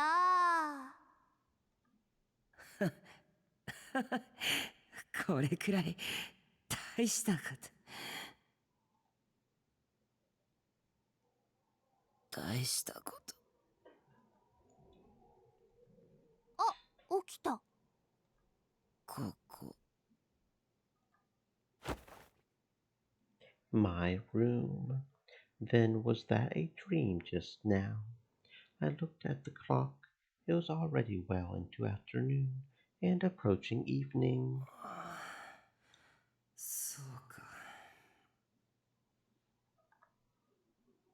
I remembered now. I had met with Arimura and Kunosato-san at Cafe Lax, and they came back here late last night, still confused. After that, I had gone home and did some thinking. And then I did some research on the internet and finally fell asleep around sunrise. That's why I was only getting up now. ったく、人が心配してきてやったのに気持ちよく寝てやがるんだもんな。えへへ。タクはのんきだね。うわっ、なんだお前ら。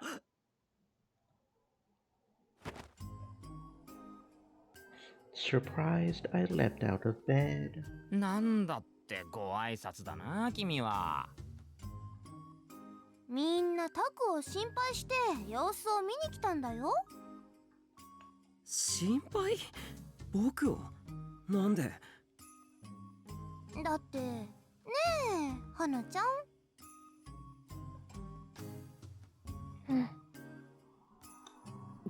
和樹、お前まで。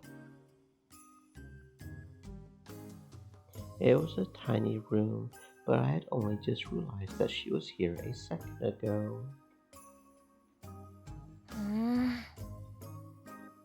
ちょっとタク、そういう言い方はひどいよ。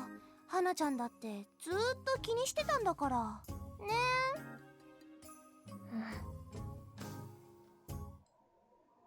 That was surprising. Kazuki was so worried about me that she would come all the way out here. I figured no matter what happened, she would still be sitting in the club room playing ESO too. てか大げさなんだよ。そんなに心配しなくたって。でもよ、結構いろんなことあったろ昨日。そうだよ。のんちゃんも気にしてたよ。クルスが。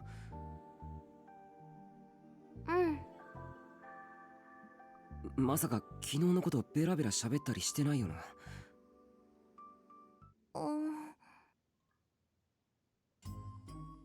Sarika looked confused. もしかして話したのか？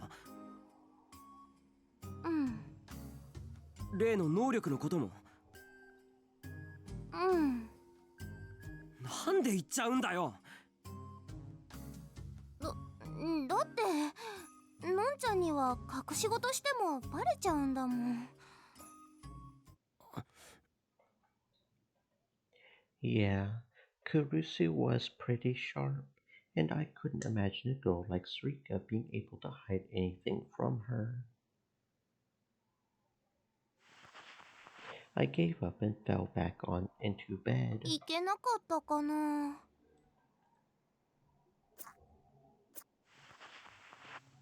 Sarika looked apologetic as she fiddled with her Garo froggy strap. いや、いい。話しちゃったもんは仕方がない。Knowing Kurusu, she was probably really upset right now. で、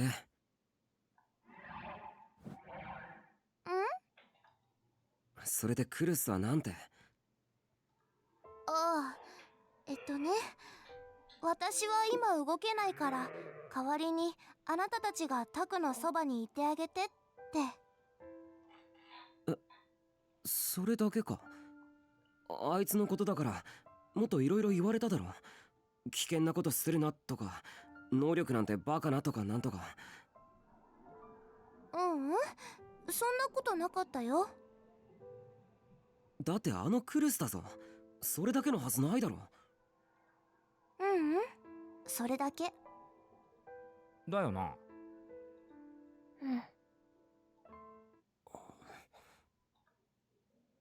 I rubbed my eyes, still sleepy. Something didn't seem right. ああ、そうだ。昼間新庄さんから電話あったぞ。お前が探してるスマホのことで。Ito slapped his hands together as if he had just remembered something important. I quickly stood up. That was one of my biggest concerns right now. 新庄さんなんだって？ I eagerly pressed Ito for more information. Shinjo-san had said he intended to spend the whole day getting information out of that Yamazoe Uki girl. Of course, I had told him many times to ask about that phone, so he had probably got around to asking her. それがな。But the answer I got wasn't one I was expecting. あの子は持ってない？ああ、一度拾ったけどすぐに元の場所へ戻したそうだ。そんな言い訳、新庄さんは信じたのか？有村が確認したんだと。嘘はついてないって。有村が？ Which meant that she wasn't lying. じゃあ僕の携帯から伊藤に謎の着信があったの？それも彼女は無関係だってさ。そっか。つまりスマホを持ち去った犯人が別にいるってことか。Then who had the phone? And that picture? And how and why had they managed to use my phone to call us and threaten us? とにかく宮代のスマホは引き続き捜索してくれるそうだ。だからさ、とりあえず新しいのを買ったらどうだ？タクはね、やっぱり私たちの真ん中にいる部長なんだよ。だからね、タクと連絡取れなくて困ることはいっぱいあるんだ。今日も一日中心配しちゃったし。あと、のんちゃんもタクとお話ししたい時にすごく困るって言ってた。そっか。I'm the leader. It felt kind of embarrassing, but I knew that only these guys would say something like that. 確かに今のままだと何かが起こった時にみんなと連絡を取り合うことができないな。わかった。早めに新しいスマホを手に入れるよ。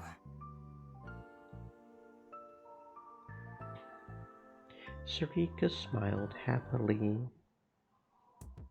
で、昨日の話話の続きなんだけどさ、宮代。続きってどの話の続きだ？久野里さんの言ってた能力だよ。本当にありそうなのか？ああ、それわからないな。ちょっと非科学的すぎるし。でも最初に超能力がどうのって言い出したのは宮代じゃなかったっけ？それはお前には見えたんだよな、有村が出した剣みたいなの。まあ見えるには見えたけど。Arimura's sword, I think she called it a D sword, definitely looked real. そいつが見えたってことはやっぱお前は能力者ってことだろ？久野里さんもそう言ってたし。伊藤、相変わらず久野里さんの言うことは信用するんだな。あれだけひどい目に遭わされたのに。She had treated him pretty badly in the basement of the hospital. Maybe he was into that. おいおい、なんだよその目は。俺は別にそういう趣味はねえぞ。いや、そういえばお前、クルスを怒らせるようなこともよく言うよな。あれもわざとじゃ。うわー、しんちゃんって変態さんだったんだね。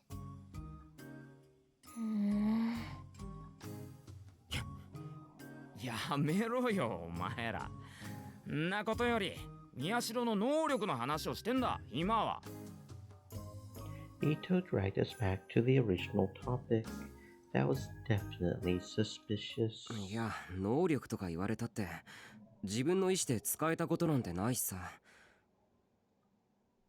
ラブホテルとか病院の地下とか、鍵を開けたのは僕の能力だって有村や久野里さんは言ってたけど、半信半疑なんだよ。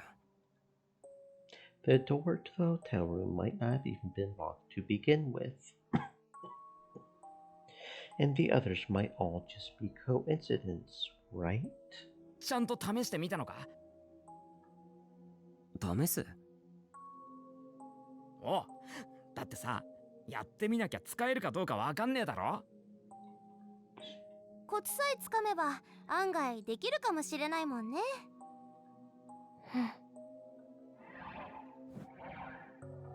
Even the normally disinterested Kazuki was staring at me with curiosity.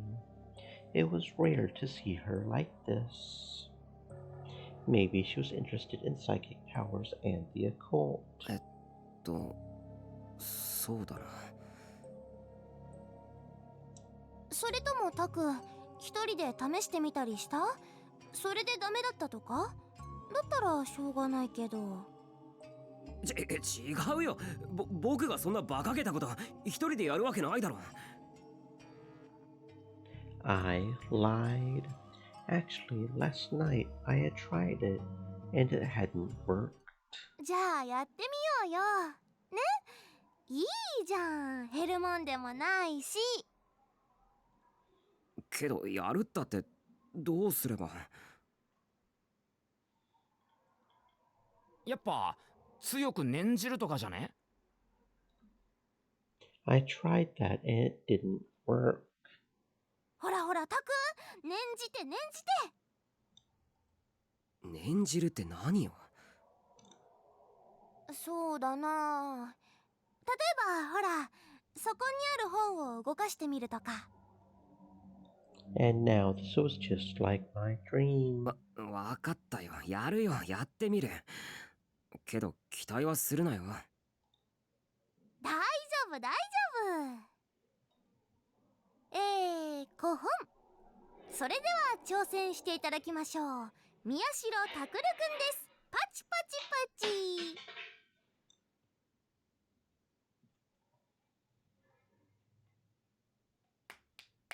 Suddenly, Sarika stood up straight and gave me an introduction and a round of applause. I had no choice but to stand in front of the book and get ready. I raised both hands slowly and concentrated.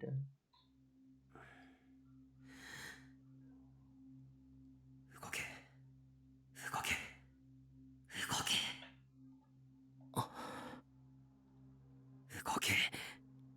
動け動け動け動け。ああ。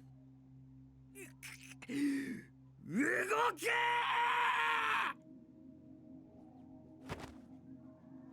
I stuck my hands out quickly, and then the pages of the book slowly started to. やっぱ動かないね。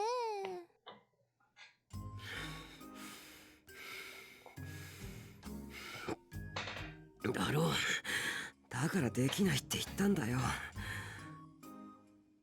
ちぇ、なんだつまんねえの。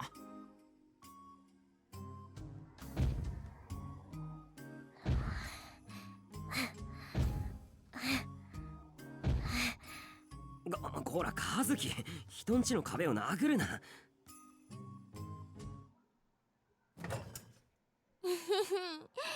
でもよかったね、タク。Sarika opened one of my mountain views. I hadn't seen her take it from the refrigerator. あ、俺にも一本。Sarika handed Ito the plastic bottle she was holding, and then took out 2 more from the fridge. She gave one to Kazuki. おい、お前ら、人のものを勝手に。後で金払ってもらうからな。なんだよ、ケチくせえな。一人暮らしは何かと金がかかるんだよ。てか、尾上、僕にも一本。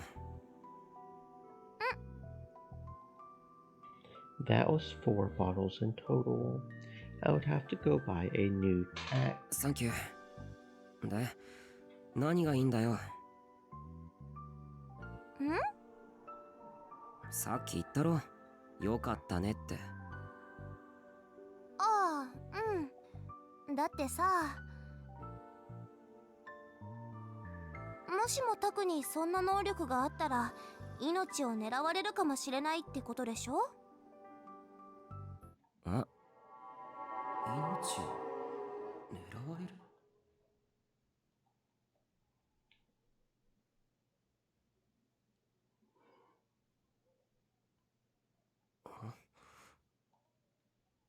After everyone left, Sarika's words repeated again and again in my mind. もしもタクにそんな能力があったら命を狙われるかもしれないってことでしょ。There was a chance that all the victims of these murders, they were now calling them the return of the new Gen Magnus, had psychic powers. That was the conclusion I had reached as well. If I had the power that Kunosato-san and Arimura said I did, I could become a victim too. And Arimura had told me before. あなた殺されますよ、宮代拓先輩。殺される？僕が？ What the hell was going on? Normally, I would be excited that my theory about psychic powers had been proven correct. But instead, why did I have to start worrying that they would come after me? どう考えたっておかしいだろ。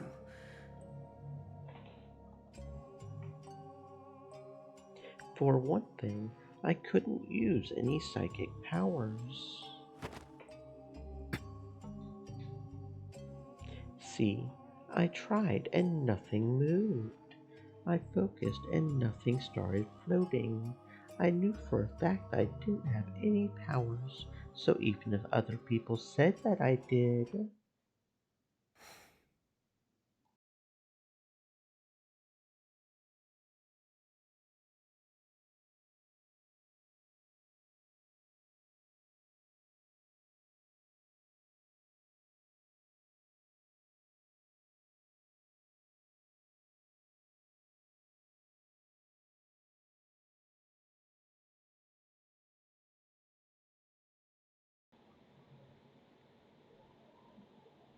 but what if the killer mistakenly thought that I did, the same way Arimura and Kunosato-san did?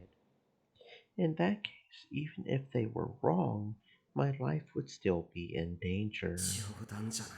そんなバカなことって。What was that sound? The door. Again. Was someone here?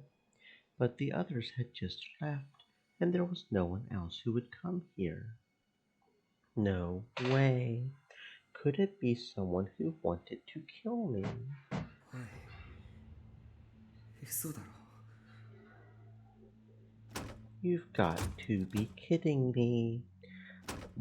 I can't use them. I don't have any powers.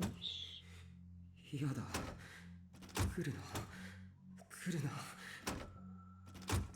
違う。僕は超能力者なんかじゃない。違うんだ。But despite my pleas, the door slowly opened.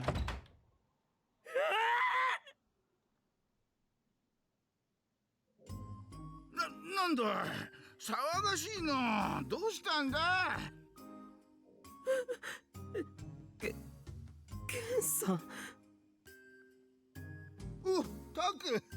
要はただいま帰ったぞ。なんだよ。驚かさないでよ。I staggered back and sat down on the bed. せっかく例のもの持ってきてやったってのに。さては女子かと思って期待しておったな。そんなんじゃないよ。まあまあ、お前くらいの年なら誰でもあるこった。ってわけで、ほれ。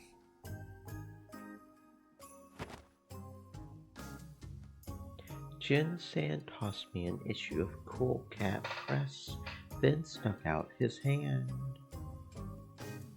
To be honest, I didn't feel like it, Stream but... Elements 500円 said, でいいの？ Stay moist, my friends. 毎度あり。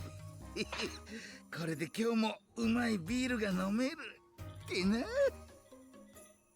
少しは貯金とかしたら。ばっかやろ。男は酔い越しの金は持たねえってな。イカタク、お前も男ならケチケチすんじゃねえぞ。じゃないと女子には。わかったわかった。今日はもう帰って。男ならとこら。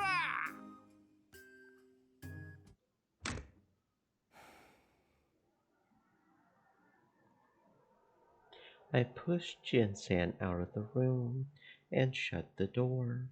The room became strangely silent once more. The occasional passing of a train seemed exceptionally loud, but when it was gone, the silence returned. Shibuya Station was very close, but once you got even a little bit away from it, it became like this.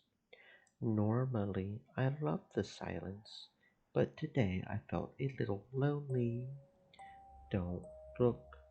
Audio bleed, revolving dead, and now Sue morbidly obese. They all had stupid names, but they were all brutal murders. And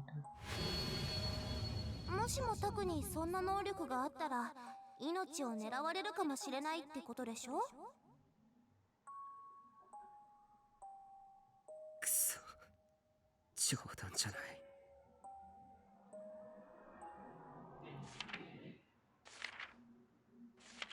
I flipped open the new Cool Cat Press to take my mind off it. The page read, "Polish your hidden talents to make girls love you." October 12th, 2015, Monday. はい、終わり。ありがとう、ゆい。悪いわね。いいっていいって。のの姉にはいつもいろいろ任せっきりなんだもん。私だってもう子供じゃないんだし、こういう時くらい頼ってよ。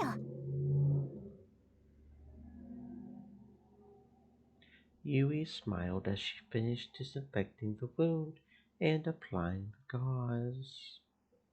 Nono was a little surprised to see her smile look just like an adult's. Yui and Jito had come to the Aoba dorm at almost the same time as Nono and Takuru. At first, they were still young, and it took time for them to get used to life here.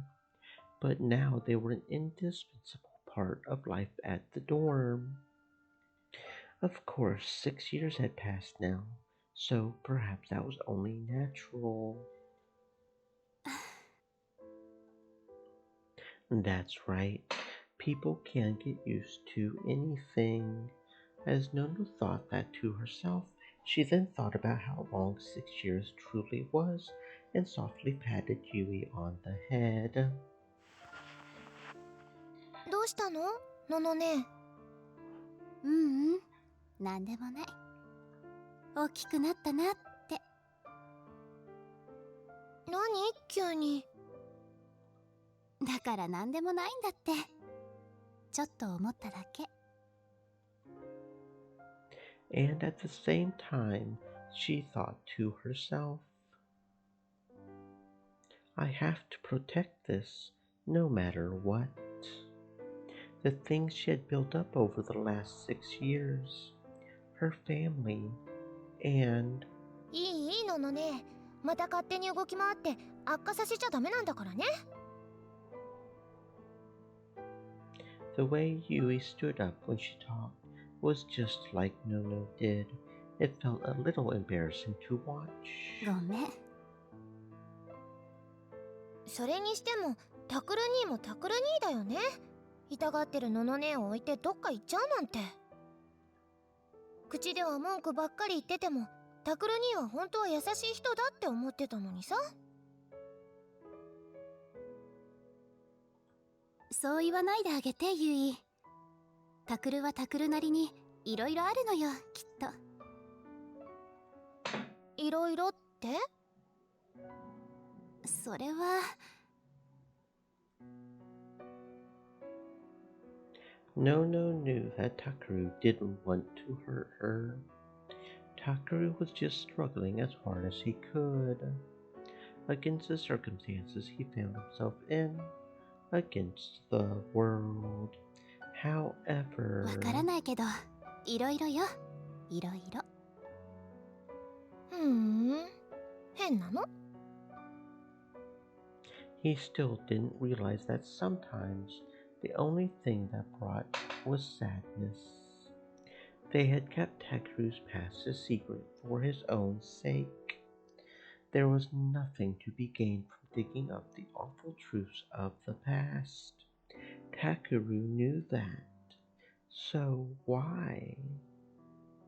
とにかく、もうしばらく安静にしておくこと。これは父さんからの命令でもあるんだから。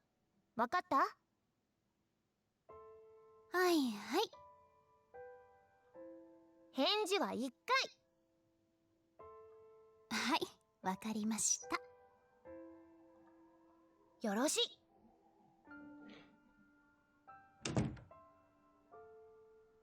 Yui said the line that normally Kurusu would say, then left the room. Kurusu chuckled as she watched her go.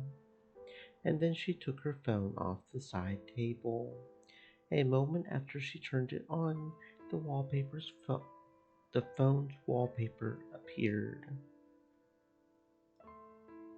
It was a photo of her family, her, Dad, Yudo, Yui, and Takuru, with a blank expression on his face. It was one of her most important treasures. She stared at it for a long time, and then after a moment's hesitation, opened the photo gallery on the phone. There was Takuru mixed in along with many of her other memories. He had the same flat look on his face, and it almost made her laugh out loud. At the very bottom of the gallery was a picture dated a long, long time ago. It was taken 6 years ago, just before the earthquake. There were 3 children in the picture: Nono, Kawahara, and one other. Suddenly she heard a knock at the door. She quickly hid the phone behind her back. のの姉ちゃん、いい？何？お友達が来てるよ。お見舞いだって。My friend. やっほー。Sarika softly opened the door and came inside. 元気？元気だったらこうして寝てないから。ああ、そっか。じゃあまたにするね。冗談よ冗談。入って。うん。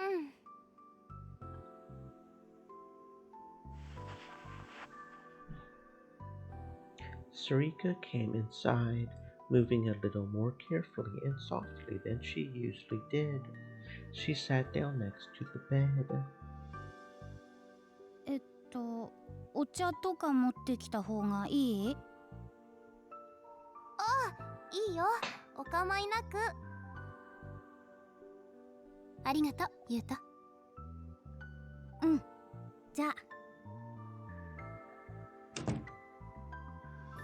へへへ。Sarika smiled as she watched the door close. 何？ゆうとくんもしっかりしてきたなーって。まだ甘えん坊だけどね。Yuto was shy, particularly around people older than him, but he seemed to be okay with Sarika. Though that was probably because Sarika had been around Takeru for so long. それで？え？ここに来た理由よ。お見舞い。怪我の具合なら電話でも話したでしょ。なのにわざわざ来るなんて。やっぱのんちゃんにはかなわないな。当たり前。で、どうしたの？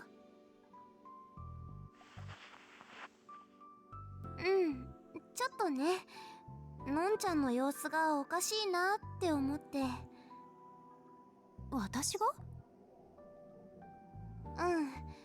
電話の声がね、元気がないなって。何言ってるの？怪我してるんだから元気がないのは当たり前でしょ？それはそうなんだけど、なんて言ったらいいかな。とにかく変だなって思ったの。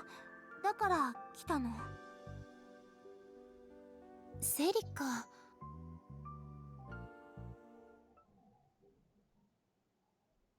I guess I really can't fool you either, Nono thought to herself.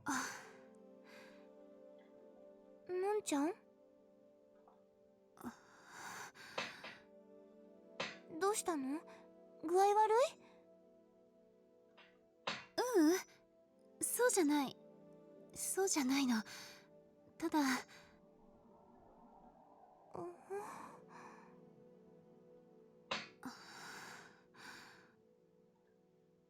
Nono hesitated for a moment and then slowly took the phone out from behind her back. There was only one thought in her heart. I have to protect everyone. That was all. If she couldn't change things, they would be put in danger. Takuru, her family, the rest of the newspaper club. So Nono made her decision. What she couldn't say until now.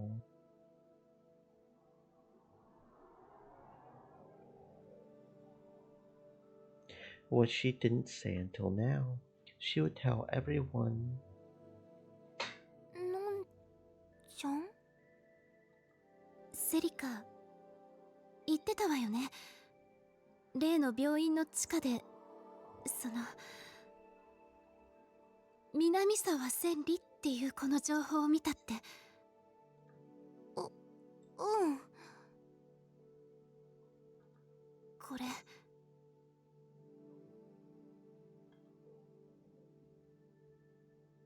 It was the picture Nono had been looking at a moment ago. There was Kurusu Nono, Kawahara Masashi, and one more child. のんちゃん、これって。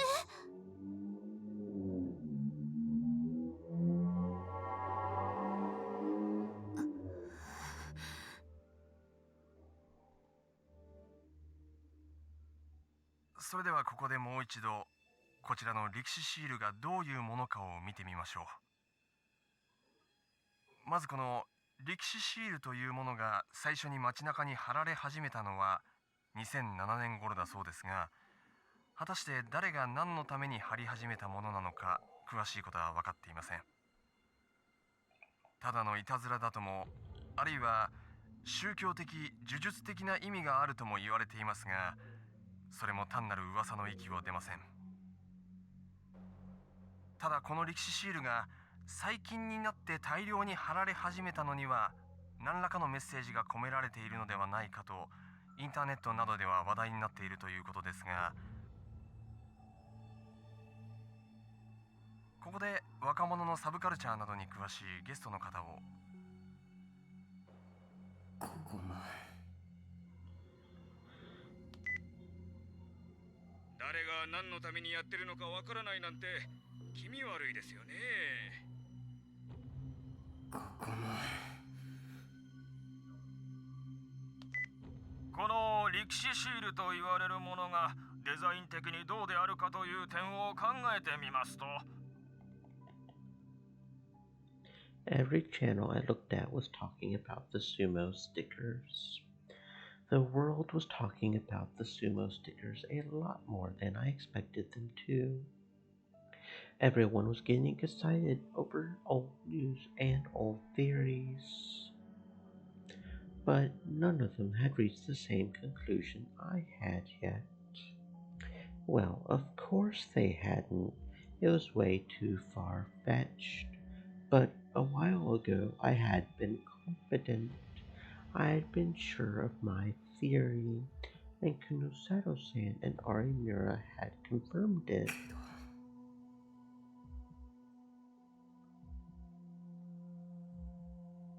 I didn't believe in it anymore, or more specifically, I didn't want to believe it. Because if those powers existed, it meant that I might become a victim too. I might eat my own hand, or rip open my stomach and shove a speaker inside, or have my head ripped off, or get my stomach filled with pieces of paper with faces on them. I might meet the same end as all the others. A sliced arm, a bloody tummy, a severed head rolling off its neck, eyes that wept blood, a wide open mouth, the sumo stickers pouring out of it. If that happened to me...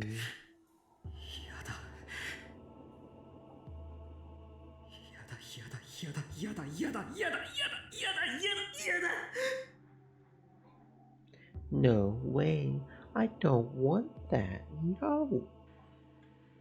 ではもう一度実物をご覧いただきましょう。これが歴史シールと言われるものですが、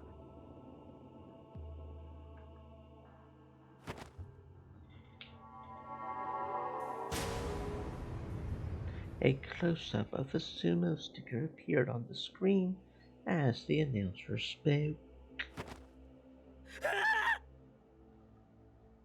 The instant I saw it, I leapt up from my chair, hallucinating that all the nightmares I had seen so far were being rebooted and attacking me. I closed my eyes so that I couldn't see the sticker.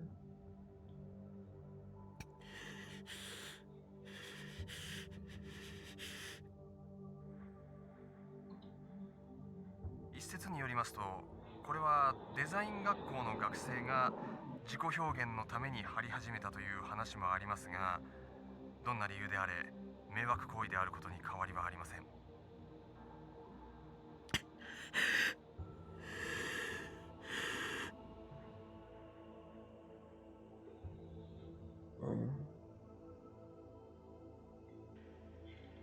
I fearfully opened my eyes and tried to catch my breath.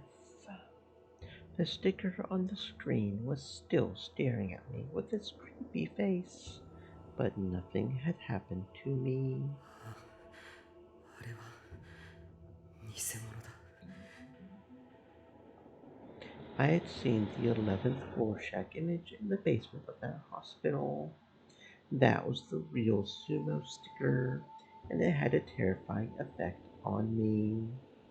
But many of the stickers that were showing up around town were fakes put up by people hoping to be a part of the latest fad. They had no effect on me at all. 脅かすなよ、くそ。ど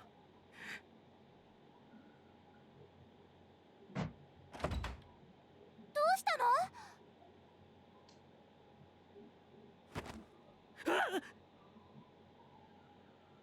I had finally calmed down, so when I suddenly heard a loud voice next to me, I jumped up again. 大丈夫？タク？ I recognized the voice, but I still fearfully turned around. ねえ、何かあったの？っておのえかよ。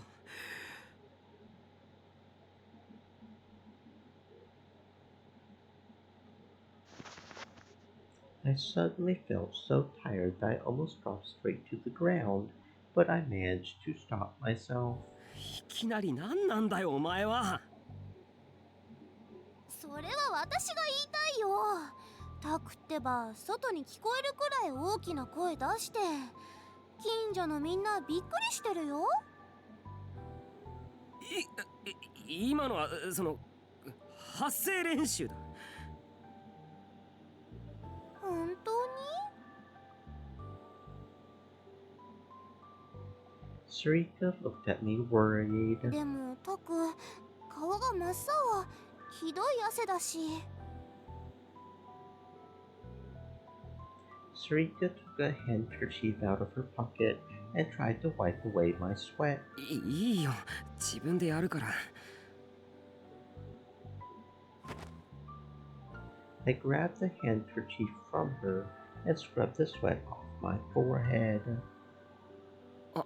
これ明日洗って返すから。気にしなくて OK だよ。タクの汗だったら汚いとか思わないし。少しは気にしろよ。で、こんな時間に何の用だ？ I put the handkerchief in my pocket. Her face took on a much more serious expression than usual as she slowly began to talk. のんちゃんの話をね、聞いてあげてほしいの。クルスの今から？のんちゃんはね、明日でいいって、学校が終わったら青バリオンに来てほしいって言ってるけど、でも本当はタクにすぐにでも聞いてほしいんじゃないかなって思うんだ。そんなに大事なことなのか？うん、私が話しちゃってもいいんだけど、のんちゃん自分でお話ししたいって。そうか。Sarika never took anything this seriously. It really must have been something important. わかった。これから青バリオへ行ってみる。オッケー。さすがタク、優しいね。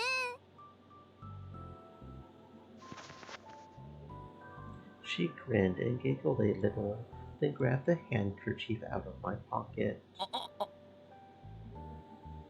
いいからいいから、タクの汗の匂いをじっくり堪能するんだ。やめろよ。それじゃあまた明日。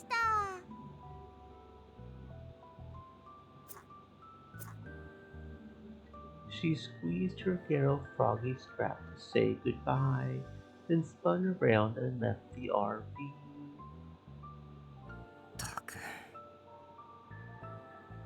I watched her go until she was out of the park. クルスの大切な話。As soon as she was gone, I tried to think.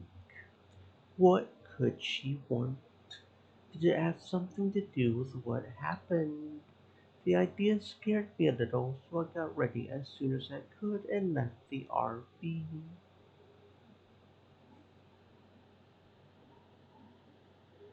I hurried down the usual route I took to Aoba dorm, but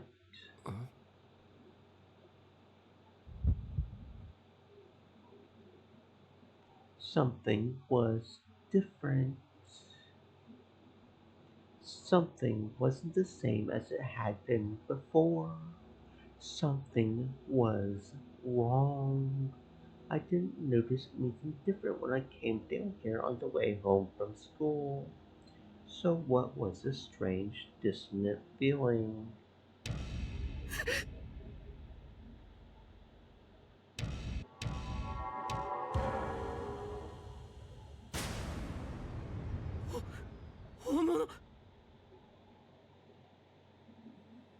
The walls, the fence, the streetlights, stickers were staring at me from all directions, and all of them were real. Not one of them was fake. It was that eerie 11th floor shack image.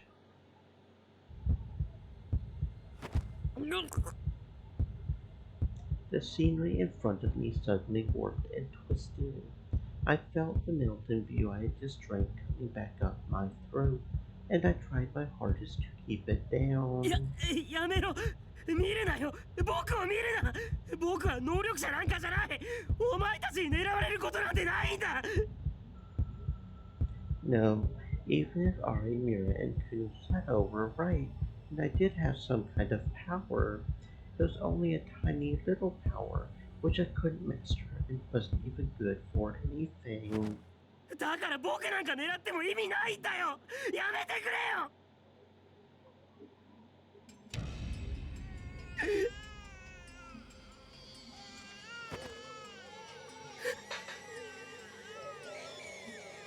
What was that sound? It sounds like a cat in heat. No, wait.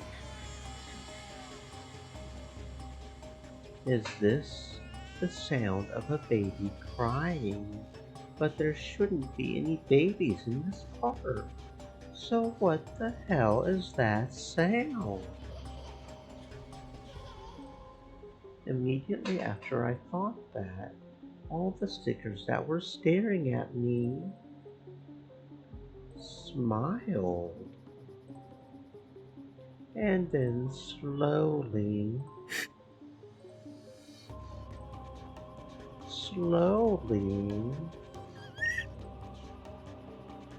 their eyes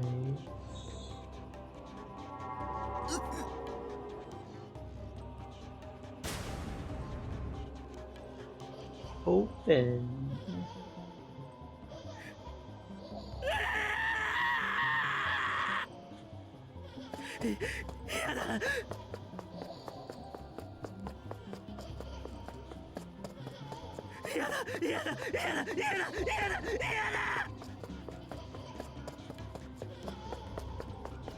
I ran as fast as I could, not caring where I went. I just needed to escape from the 11th floor shack somehow. But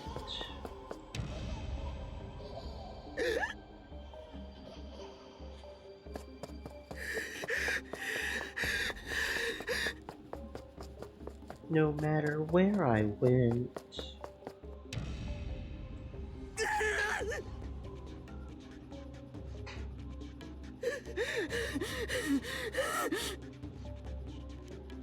No matter where I went.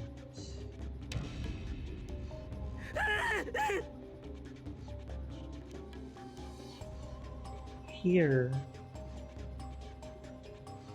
And here. And here.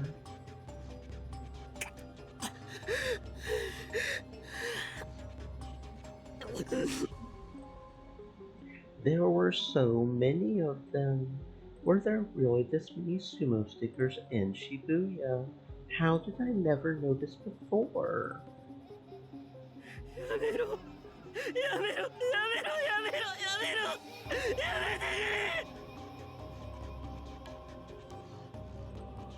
No matter where I went, it was like they were following me.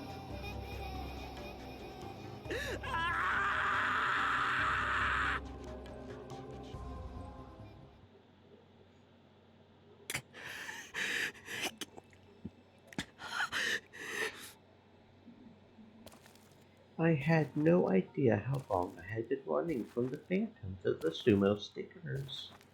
But no matter where I ran, the entire city of Shibuya was covered in sumo stickers. And each time I saw one, I felt sick and dizzy, as if I was going to throw up. Add that to the exhaustion from running, and I was barely able to keep standing.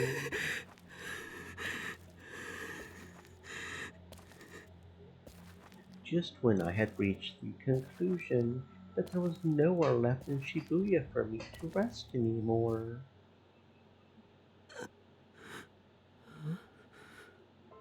I saw a silhouette crouched in an alley. It was a person clutching their arms to their tiny body. They looked like a stray cat. It was so different from the girl I was used to that I initially thought I just mistook her for someone I knew.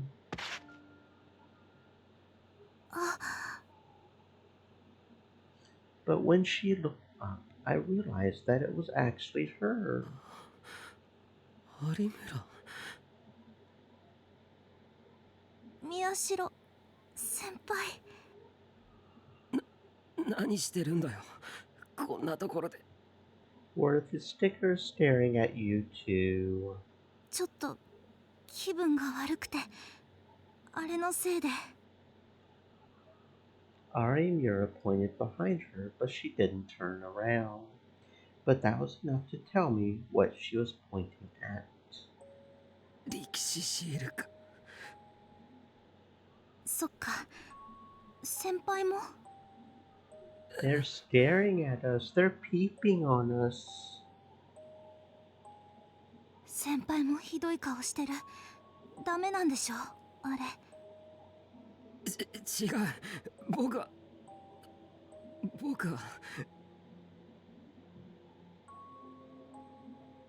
I didn't want to admit it. If I admitted it, that would mean that I had special power like Arimura, and that my life would be in danger. That would mean that instead of me going after the case would be coming after me.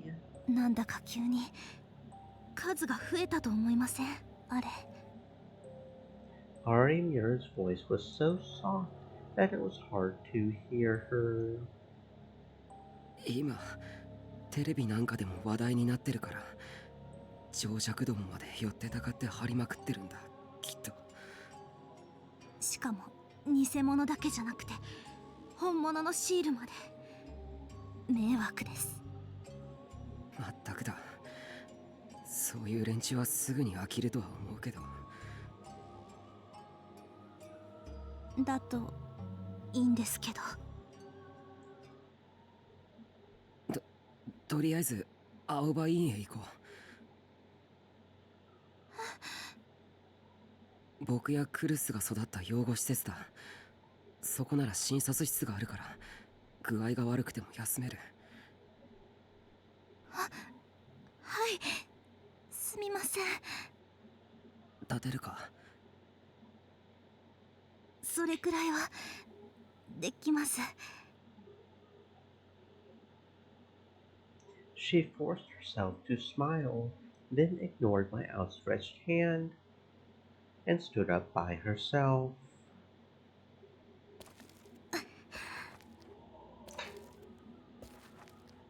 Getting to Aoba door was a miserable experience. I could feel the influence of the sumo stickers increasing with every step I took. 大丈夫か？はい。Or so she had said, but she didn't look good, and I wasn't in any position to be worrying about anyone else either. 早く青マリオへ。That was the one thought that drove me forward. But suddenly,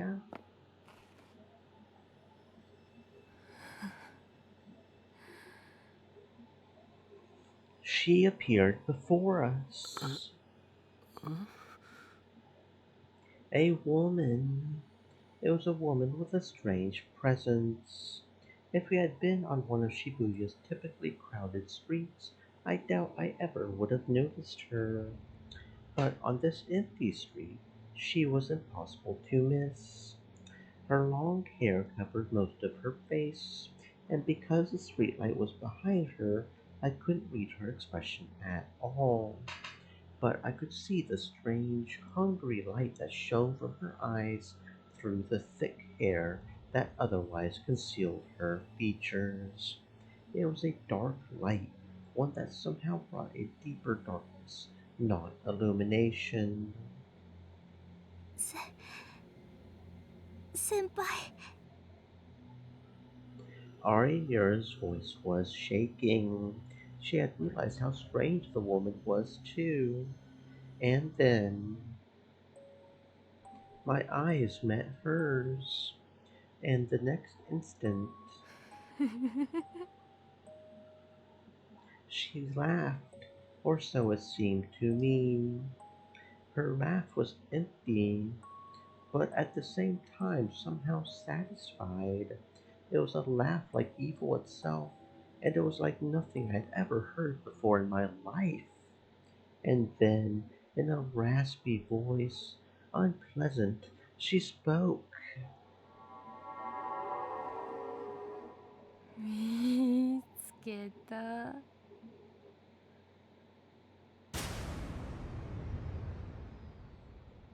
この女やばい。 Alarm bells went off inside my mind. やばい。絶対やばい。やばい。やばい。やばい。やばい。やばい。 My knees started to buckle. My instincts told me that she was dangerous. Arimura was staring at the woman, not moving a muscle. No, she probably couldn't move even if she wanted to. It was like we were paralyzed. 先輩、あの人。 Arimura barely squeezed out the words. 多分能力者です。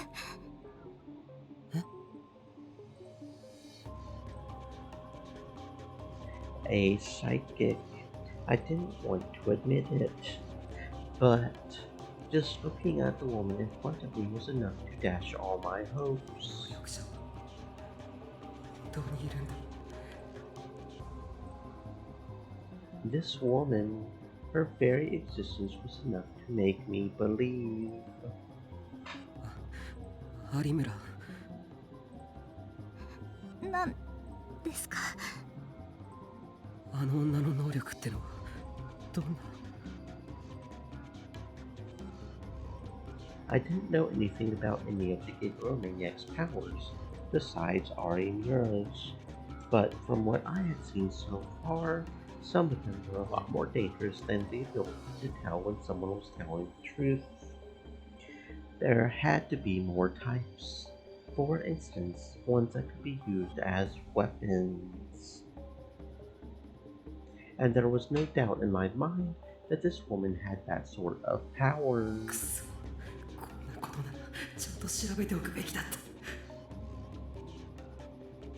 It didn't matter whether I believed or not. How could I not have the information I needed at a time like this? 有村、そんなの私にもわかりません。テレパシーなのか、プレコグニションなのか、クレアボヤンスなのか。ただ Ari Mura's eyes were fixed on a single point. She probably couldn't look away. あの人の能力はもっと危険な、人に害を与える力だと。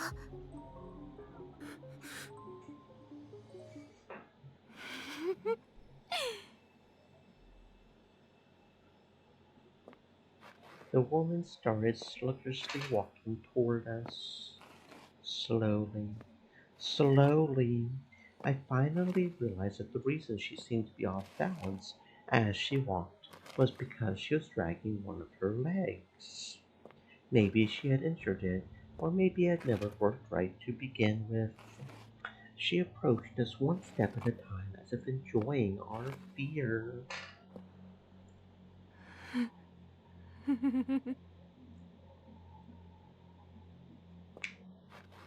She took another step.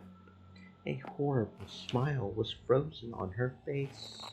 Her eyes were looking straight at us as if she didn't want to let her prey escape.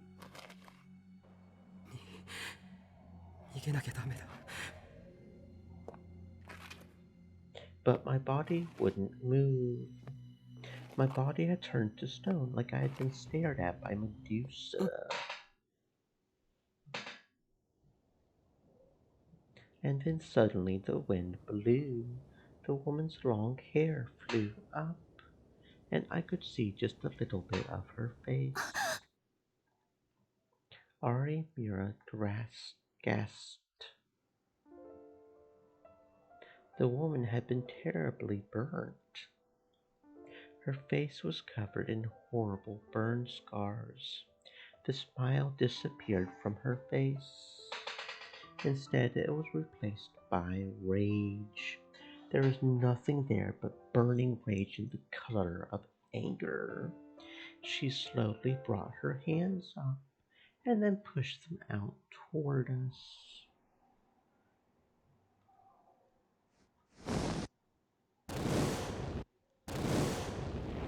Senpai!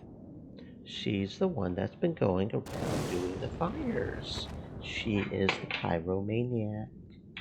Ari Mura screamed and pulled my hand as hard as she could.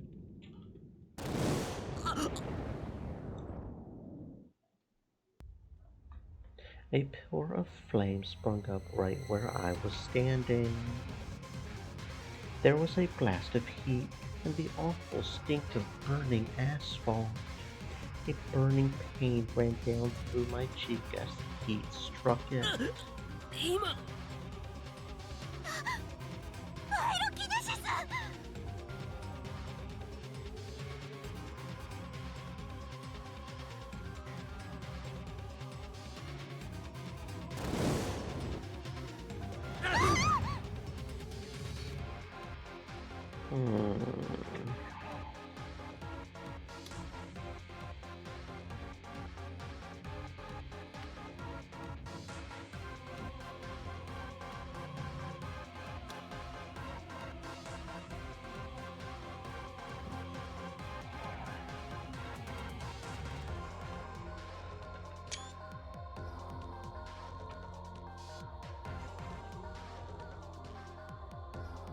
She waved her arm, and the next moment, the space in front of me was a sea of crimson flames. Ari Mura and I tried our best to get away from the fire. I knew that meant the ability to create fire. If I remembered right, it was a word created by a famous novelist. All over the world, There were historical records of unexplained fires breaking out for no clear reason. Spontaneous human combustion, where human body would suddenly burst into flame, was one form those incidents took.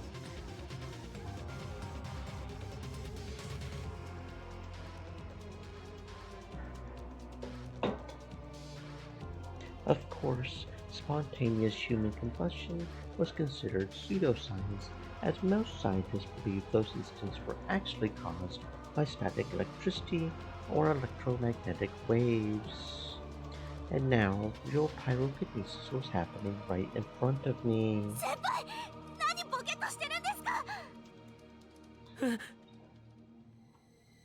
The next thing I knew, the woman was stretching her hands out toward me.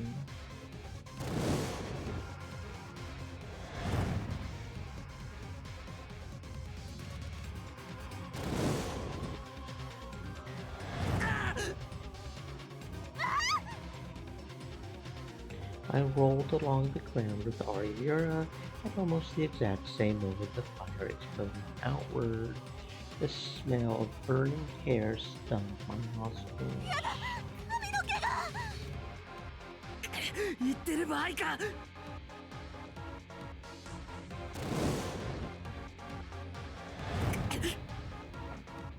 He kept moving away, only barely dodging burning flames.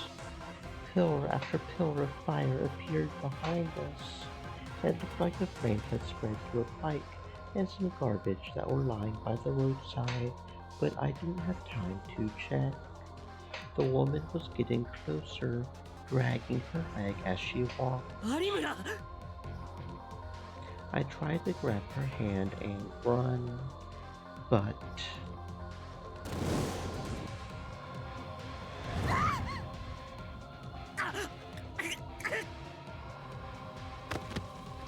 a fire appeared right in front of us, and as we tried to dodge it, we both lost our balance and fell to the ground.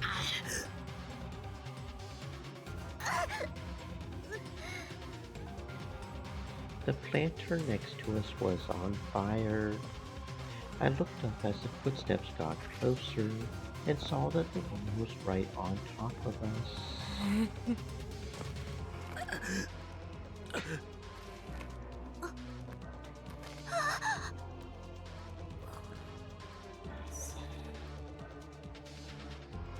That was what was going through my mind as I was lying there, frozen in terror. This wasn't an anime or a movie. This was reality.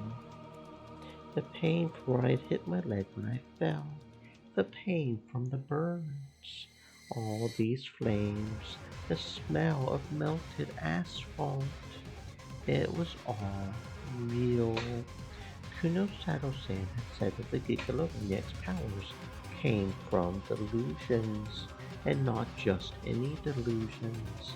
These delusions were affected the brains of others, and through being shared, they became reality. 物理現象すらねじ曲げるんだよ。ギガロマニアックスの妄想と、それによって共通認識化された現実は。だからこそ、それはこの上なく危険なんだ。Yes, and because of that impossible, pyrokinesis was happening right in front of me. And that power was going to kill me and Arimura. Delusional flames would become reality, and in that reality, we were going to be burnt to death.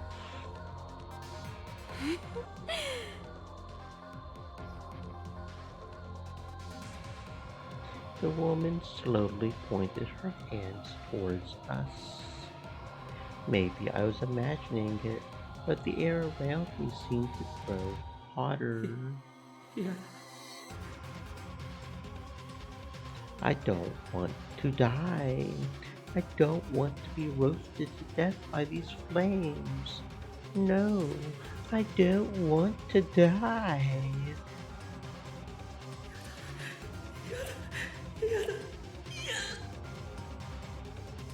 I don't.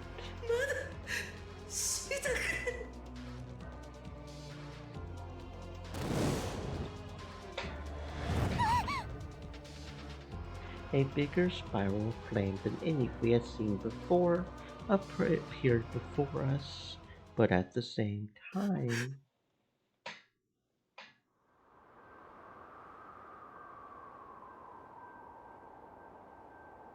something strange appeared in the corner of my eye. Frighteningly sharp, but also frighteningly fragile, infinite and finite, phantasmal and real, like all the ugliness and beauty in the world had been compressed into one object.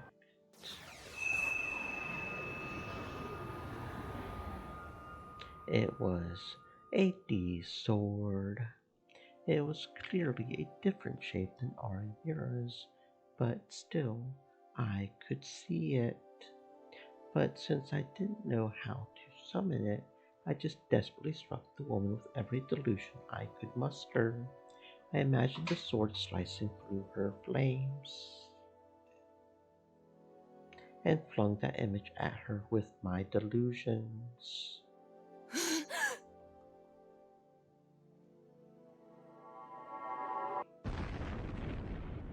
The burning fangs that threatened to engulf the two of us exploded.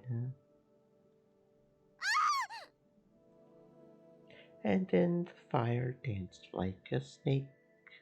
It flew in a straight line toward the woman who had created it.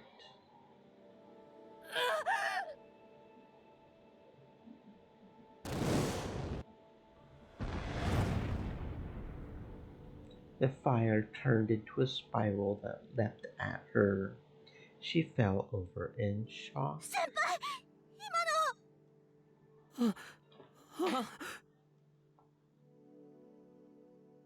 Was that my power? While I hadn't been looking, my D-sword had vanished from my vision. Senpai!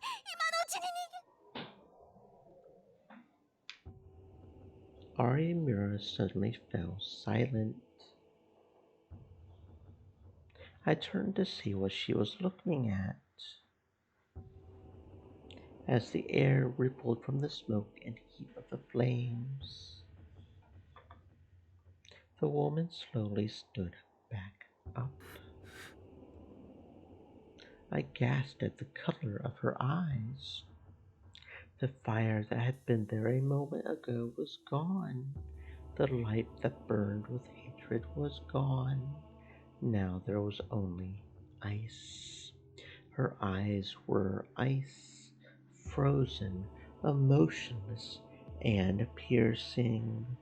Arimura and I couldn't move. Slowly, slowly, with an unsteady rhythm, the woman approached us. And then she stopped a few steps away.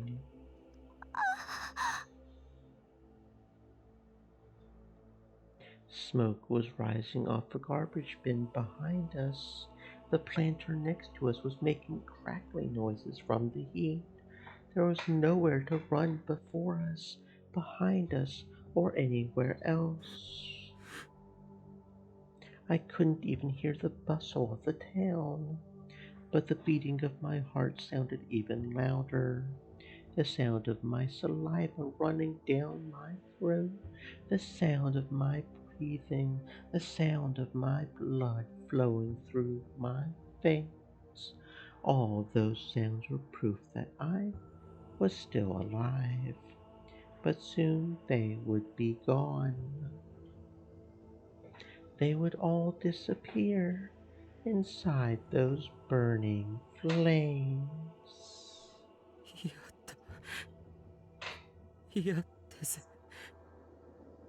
My legs shook, my eyes blurred with tears.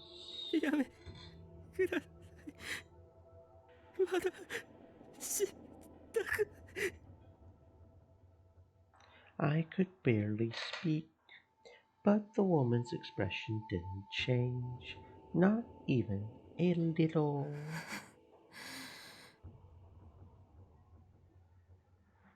And as she raised her hand toward me, I closed my eyes. I'm about to.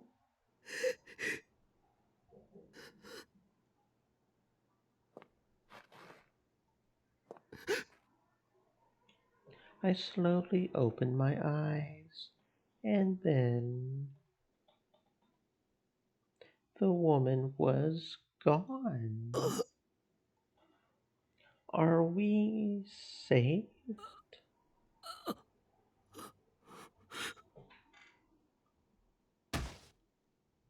All the strength drained from my body, and I collapsed to the ground. I had thought I was a goner. I had thought she would kill me for sure. No, until a moment ago, she was definitely going to kill me. I could tell from her eyes. They were cold, without a trace of doubt, uncertainty, or hesitation. So why had she suddenly disappeared? 有村 I looked up and saw that Arimura was standing there, staring at the spot where the woman had disappeared. どうしたんだ有村。もしかしてまだ何か。そうじゃないんです。ただただ怖くて動けない。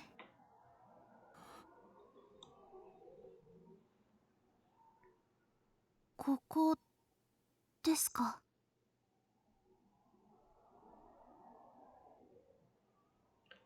I think I'm going to go ahead and end a little early today. I don't know. Just really tired. I don't know. Stay safe, friends. Maybe I'll see you tomorrow. Really just struggling to stay awake right now.